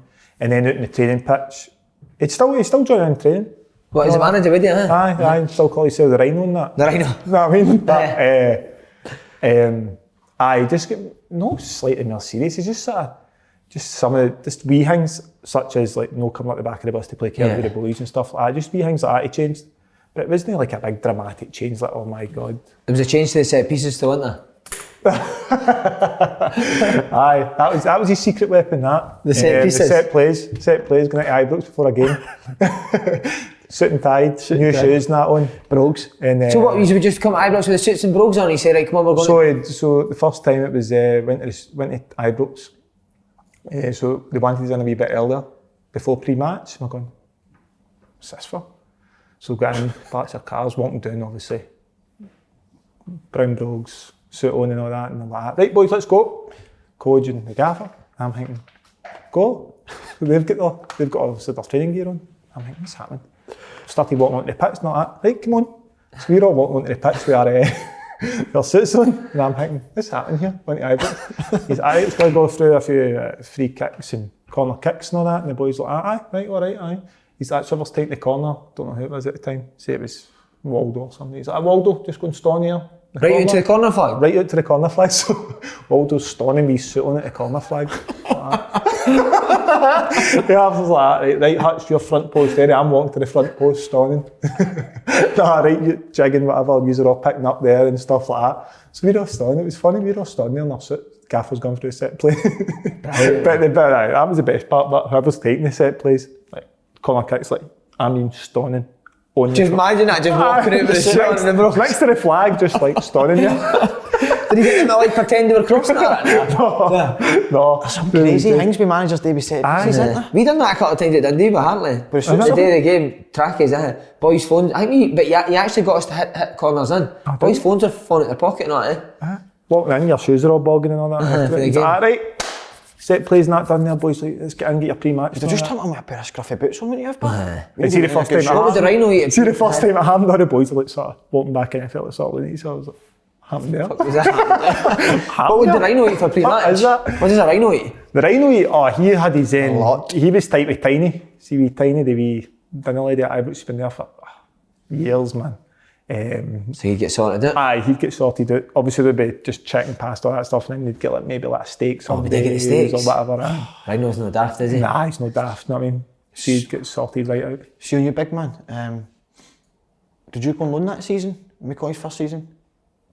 Partick. Partick, that's all, Partick, isn't it? Thistle, mate. Aye, with Jackie and Simon Donnelly. So how did McCoy say he wants you to go out on loan? Or? No, it was me. I wanted to, obviously, game time and stuff like that. And my agent at the time was Alan Preston, and I was just saying to him, I want to play, I want to go out and play games, and spoke to him, spoke to Coisty and that and stuff, and they were saying, look, if you want to play as much as you want to play now, you need to go on loan, and if you go on loan, you get experience and stuff. And I think Alan Preston knew Jackie and Simon, and as soon as I said to them, they were like, aye, definitely, bring him in. Loved it. Did you play with Paul Kiernan? Oh. Oh, what a boy, man. What a guy, eh? What a guy. I first bit in, he's got his wee lisp and all that. What a player, but a good player. Party at the time, aye. See, when he used to zing a pass on the pitch, he'd play centre middle, he'd receive the ball and he'd go zing, zing, zing, zing, zing. During the game? Well, if he zinged the ball, that's what he'd say. Zing, zing, zing, zing, Ding, ding, ding, ding, ding. He used to walk about the pitch shouting, because I've had a shite career. I think he'd had a great career. He's a funny boy. Funny guy, man. Funny guy. He was nice. Do you wish you'd, see when you look back, you're glad you did go on loan then? Aye. At the time, because obviously I was leaving, I'm thinking to myself, I'm leaving Rangers now. This is. So did you see when you first went on loan? Did you think that's me done at Rangers? No, not to be honest. When did you think that? What? That you were finished? That was finished. Stuart McCall came in. Was it? Basically. But no, I loved my time at Partick. Went there, Jackie and Sid. Learned a lot after him. Got on really, really well with him. And stuff like that. Gave me a lot of confidence. And they brought me on as a player as well, especially Sid. So Sid being a midfielder and stuff like that, he gave me wee pointers and tips and stuff that I took on with me. So now that served me well, that one, to be honest with you. Playing men's football week in, week out, do you know what I mean? So that was really, really good. But Slaney, you went to... But producer just in my ear there. The Jet? Jim Jeffries. The Jet. Oh, the Jet. Family. The Jet. Was there a smell of Kev off him? Wait, you hear this? Do you know where the Jet started playing when they came in? Obviously, when I first went, it was Jim McIntyre. Right. So obviously I was centre mid, but we were at bottom of the league, we were getting scalped every game, and I was thinking, what is going on here? I went with Jordan McMillan, that's how I went on loan. Oh, what a boy. Oh mate, right. So I was actually speaking to him yesterday, he's moved to Canada, what a guy, man. Is he going there then? He's moved to Canada. Is he? Jesus. So when we first day get in, not Jordan's like, alright, yous daddies, Jordan boys here to save yous for relegation. And all the boys are looking at me as if not a chance. These two daddies are saving us, we are terrible. But so we're in, and because we were getting battered and it wasn't good, Jim McIntyre got a sack, Jet came in, going really well with him, he was brilliant. Was he? Brilliant. I loved him, man, he was really good. Started playing me in the hole. Did he? No chance. On the half turn? I swear, mate, number 10 in the hole. Couldn't believe it. I enjoyed it as well, in the hole. Was Kev Kyle ever in his office? No. The Jet's office. So that's what he means when he says we're getting scalped. Kev was scalped. Scalped the Jet. Jet and Big Kev scalped. No, Big Kev was there. So the Jet was a good guy then, aye? Aye, I good got manager. really well with him. I got Old on really well. Old school. Set his team up well. At that time, it swept them fair when he did, mate, because we weren't great, and he came in, sort of set us up to be hard to beat. We had to be in that league, do you know what I mean? And played me in the hole, but I enjoyed it, to be fair, playing in the hole. He should have got his badges taken off him there and then for playing him. Should have handed his badges back to the SFA. Because I had a bit, at that time I still had a wee bit of pace and stuff. He's sharpness, like that, wasn't Did you score any goals? No. That tells you everything. Right, Rangers crisis. Did you know what was going on while you were away? Were the boys keeping you in the loop? So the boys are sort of keeping me in the loop. Talk about obviously pay cuts and everything else that was going on and stuff like that. So I was, Haircuts? what? Just telling you about haircuts. Pay cuts. Pay cuts. Oh, he says haircuts. Pay cuts. Across the board, and people getting laid off for people getting laid off for their jobs and stuff. So I was thinking, So at that time it was sort of almost a blessing that I was out on loan at that time. That made me away for the madness. But then obviously after the loan move ended, came back, that was just calm, just meetings every day and stuff like that, and new signs coming out the woodwork every single day, and it was only going to turn out bad, to be honest, with all the meetings that we were having with everybody. So, and then it did, and then we get obviously relegated to the 3rd division. What was the worst meeting? The worst? Where you thought we are fucked? And we were having a meeting, there was chat about obviously boys. Then what came out the woodwork was that boys could leave for free. Like just leave, and teams wouldn't have to pay money, so boys could just go and leave and stuff like that. So we're all sitting there, and Wildy's not in the meeting. I'm thinking, where's Wildy? Wildy's not here. He was here earlier. He was definitely in the building earlier. And then obviously there was chat about. So then they've come in, started talking to us, telling us about look, Rangers are in a really, really bad way. That's when they basically told us almost that Rangers were going to probably get relegated. The money situation was terrible, all this sort of stuff. And then he said obviously boys could leave. So I'm thinking to myself, will boys leave? If all the boys start leaving then, Jesus Christ man, we're going to be proper done in here, like if all our players leave.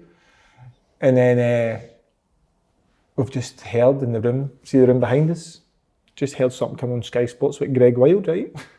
I've turned around and I'm like looking, and all the boys are looking, and then one of the boys got his phone out and went, Wildy signed for Bolton. Bolton, right?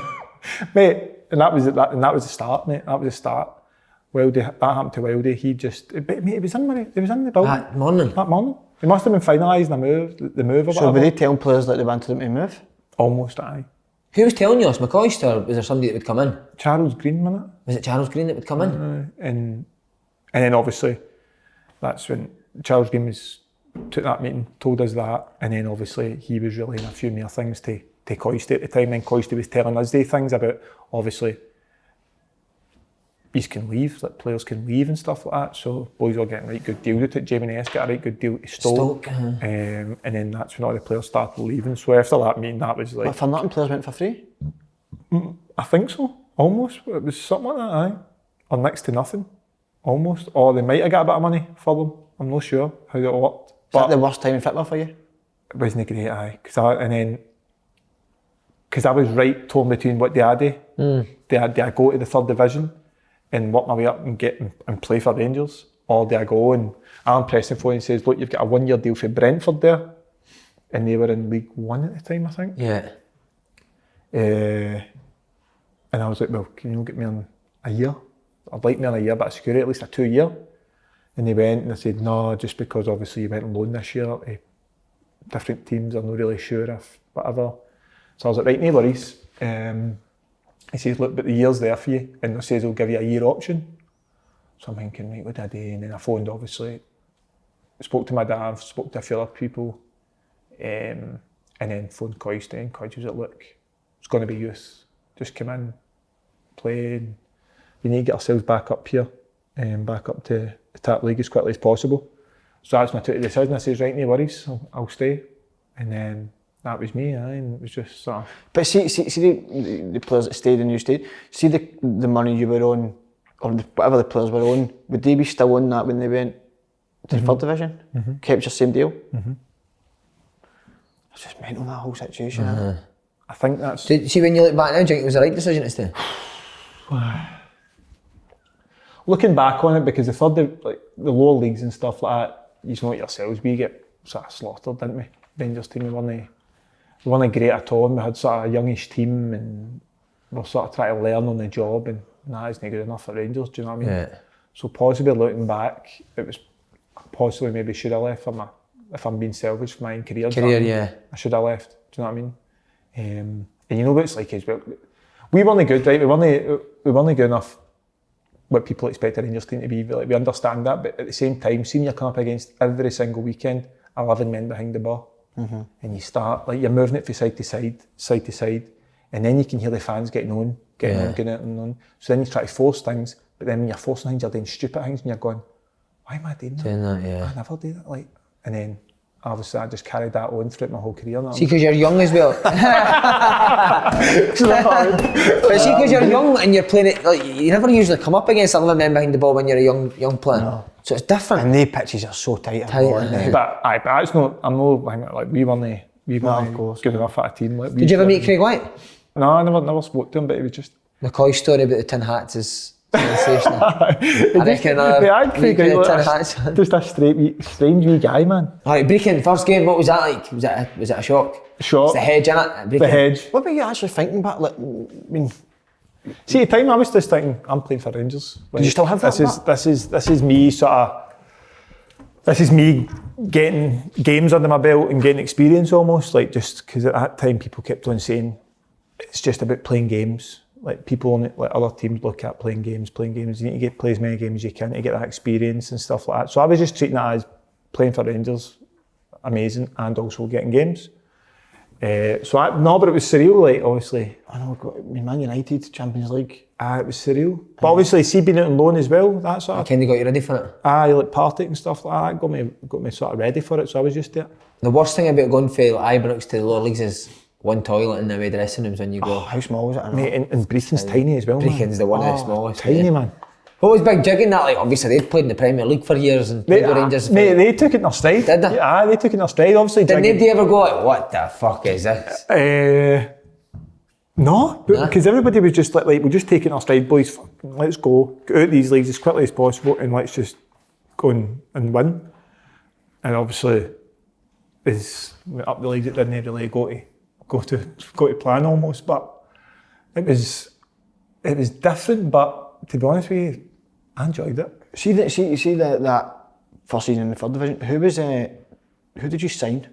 Aye, so I knew it was going to be sort of difficult, but so we signed Blackie, and obviously you're hearing rumours that all these players are coming in big money. Temps. Who else was there? Then Lewis McLeod as well. Zolska was the big centre half. What was his name? Hearts. Zaliukas, big Marius. Lewis McLeod was flying at that time in the youth, and he was coming through, and he was going to start because he was brilliant. So then I knew sort of Blackie was the same position as me, sort of sitting midfield. So I was thinking to myself, right, he's come in, been hearing his own big dose. So I'm thinking to myself, straight away, I'm going, I'm not going to be playing in the third division, Straight away, you're just thinking, oh no. And I don't think I did for a wee while, for a few games anyway. And then slowly but surely, I started and got myself back in the team and started playing again and stuff like that. And that was all right. That was fine, started playing. Because at the time, you know what it's like, I'm thinking, oh no, I'm not playing in the third division. Like, even though you're a Rangers mate, it doesn't matter. It doesn't matter. You're like, thinking about your career, thinking, how will I ever get another move? Like, if I put my CV to them and say, and they look at it and say, well, how are you not playing the third division? Do you know what I mean? Mm-hmm. So that was all going through my head at the time. But no, I get back to the team, started playing, done all right, done well, won the third division, didn't we? And then second division, pre-season trip to, was it America? Canada? Mixed up. But anyway, in the pre-season trip, I broke my leg. I was flying at that point, to be honest. And even though the boys were like, what? So I started doing like boxing training and stuff like that and get myself right fit for pre-season. And so I broke my left leg in training. Came back. When did I come back? October, because it was a long one. First bounce game against Partick Thistle, broke my right leg. No way, did you? Aye, missed the team night out, Christmas team night out and everything. Devastating times, man. It's horrendous. So that was me basically out for the full of the second division season. So that was no good, so I was thinking, what am I going to do? So I went up to I think my contract was up at the end of that year as well. But I got another year for the first division. And then, that's when I ended. See, you shoot me down here in Flames, right, if you think so, but see when Rangers went down to the third division, right, and I know it's easy saying, but I still think Rangers would have attracted the best youth players out of Scotland, them with Celtic, right, and even maybe more so Rangers, because you might think I've got more chance to play with the first team. Do you think Rangers should have maybe showed more faith in the youth rather than signing like your players they signed? Or do you think that's just easy to say now that... So it's easy to say that now, do you know what I mean? But obviously the pressure... They had to get back up, didn't they, straight away? You couldn't really take it. You see like the pressure that Coach they must have been under. Yeah. I mean, imagine he decided to go with the youth, right? And then we didn't get promoted in the third division. Aye. Imagine that. But at the same time, you're thinking to yourself, what if they just did go with the youth and just train all the boys up for the third division all the way up? And they have like a settled team by the time they go to maybe like the first division, say. Do you know what I mean? They've had a settled team of young boys flying, playing every week, getting experience. But then the flip side of it, as we said, But the pressure. do you know what I mean? But Was it, see, in the lower league time, was there ever a performance or a result where you sat after the game and thought, fuck me? See, getting beat in the final off of Rafe Rovers in the Penalties, Champions was it? Cup. No, No. we dropped Birdie. scored. What was that? What cup was that? Sorry, like Challenge Cup. Like the Challenge Cup. Challenge Cup, that just will stick with me. Oh, God. Was it mayhem or was it just quiet? Mayhem, mate. Just carnage for, I'm talking like 3 weeks after that. You were still getting abuse if you were in the street and whatever. That's the one, that was shocking that day. We were terrible that day. That was one of the worst performances of all time, that. Really, really poor. All over the pitch.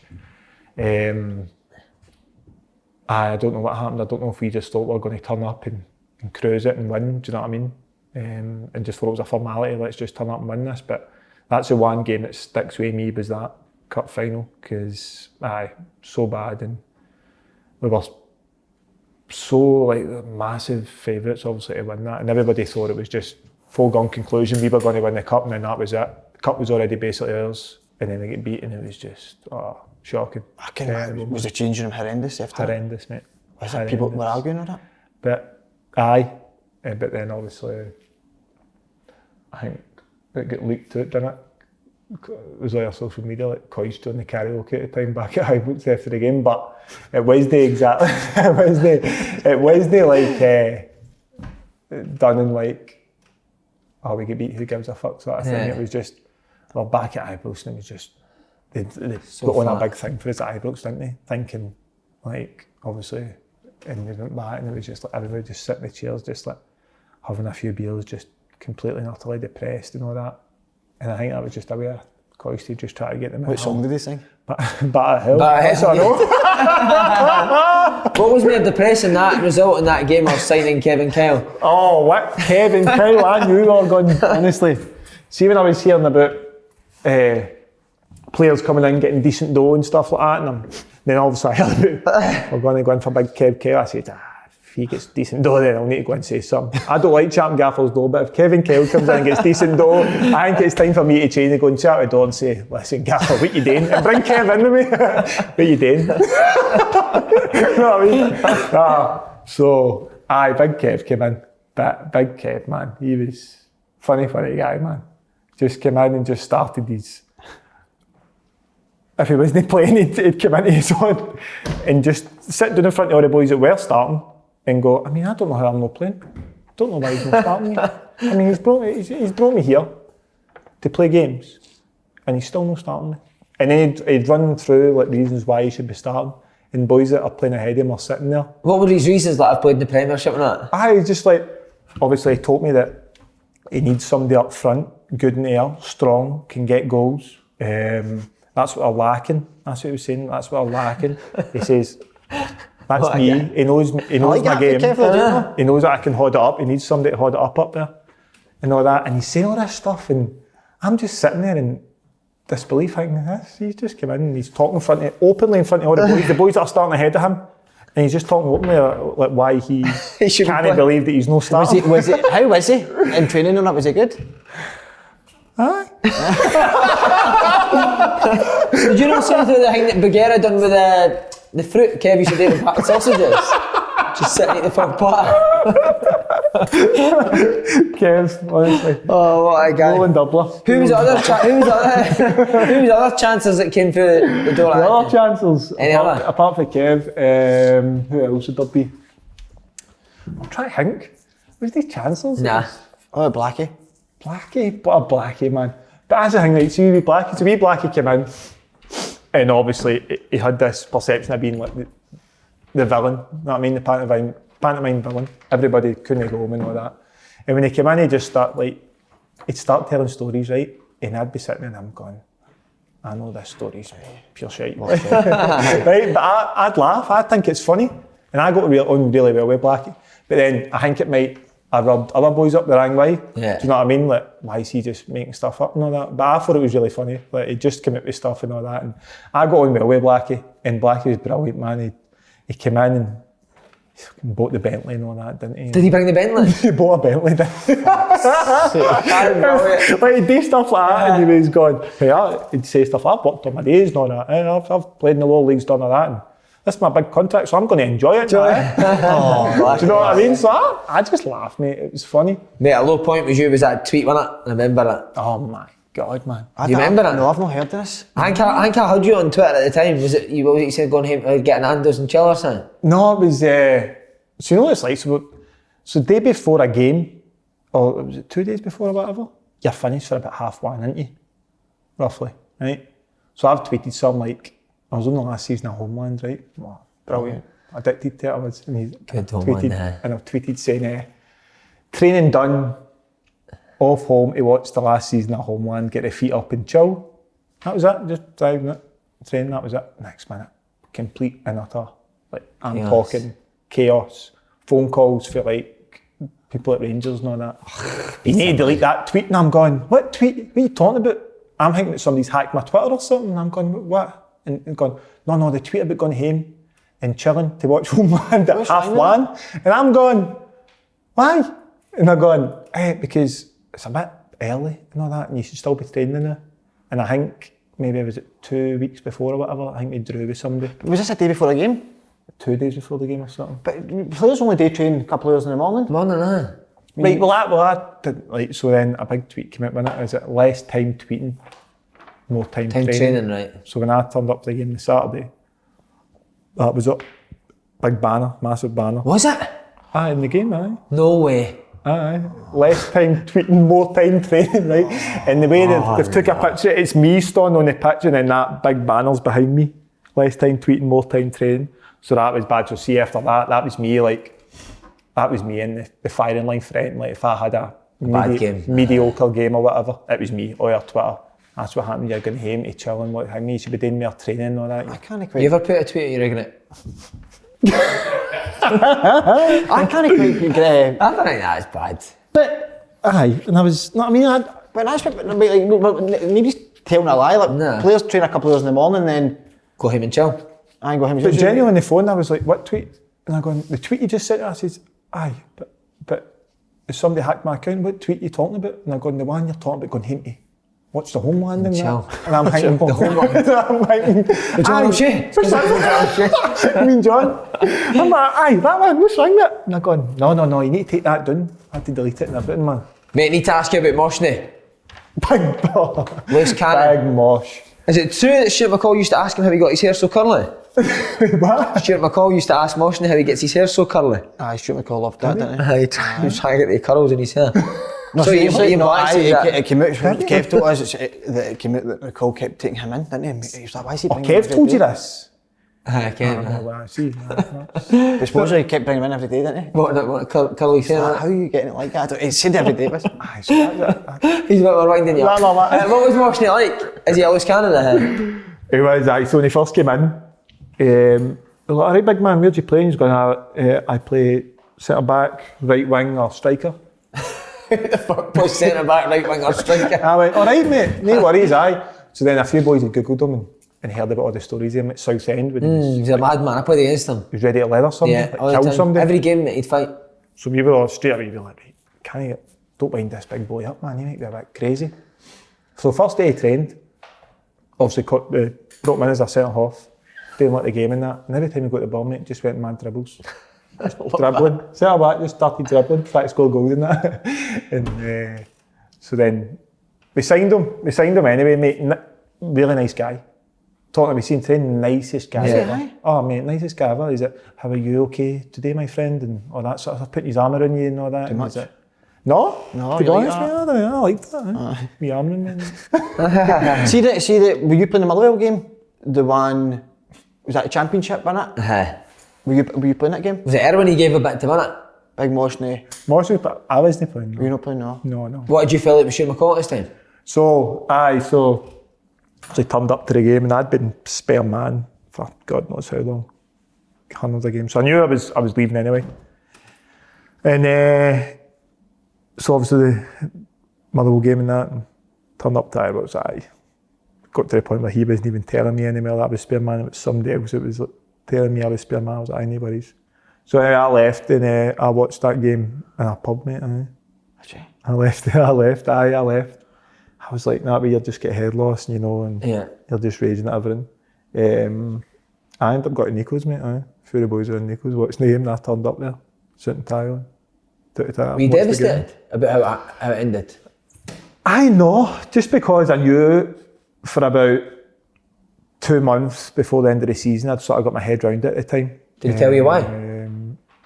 No, just Didn't fancy me as a player. Do you know what I mean? He started bringing a wee boy Andy Murdoch through. Yeah. And then he started playing Shields as centre mid. And then he bombed Blackie out as well, I think. Yeah, he did. He did, Blackie caned him. Blackie caned him. Aye, I did. Blackie said that was it Andy Murdoch's auntie or somebody was cutting his hair? Blackie was coming out, aye. Blackie was bringing up all sorts of rumours, mate. It was funny, man. And he said, that's only man, that wee guy starting and all that. Like, his mum knows, like, mate, you used to go and see this days. You've got to Blackie, what are you talking about, mate? It's because we're pissed, that's how we're not playing.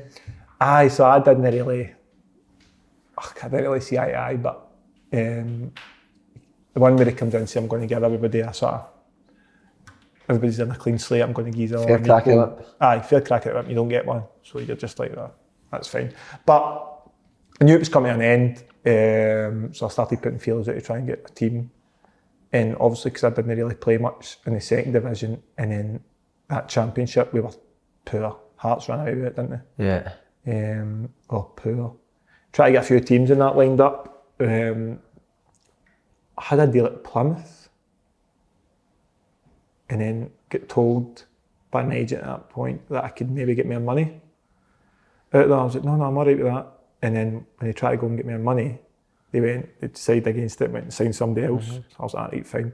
But then I knew Dale Lyle at Queen of the South, so I just says, look, can I come in and train with you, keep myself taken over? And just one thing led to another, in, trained there, started training, and managed to get a deal with him, man. Did Dale ever train sober on a Monday? Nah. Never? Nah. And then he dragged me into his Sunday club? His Sunday club there and all, so that was the sort of ongoing thing. Gab Skelton at the time used to always come up to me and Dale on the Monday and float about, sniffing. I thought, how are you doing that? Get away, stop off cut here. Big stuff, how do you, But nah. you look back in your whole Rangers career?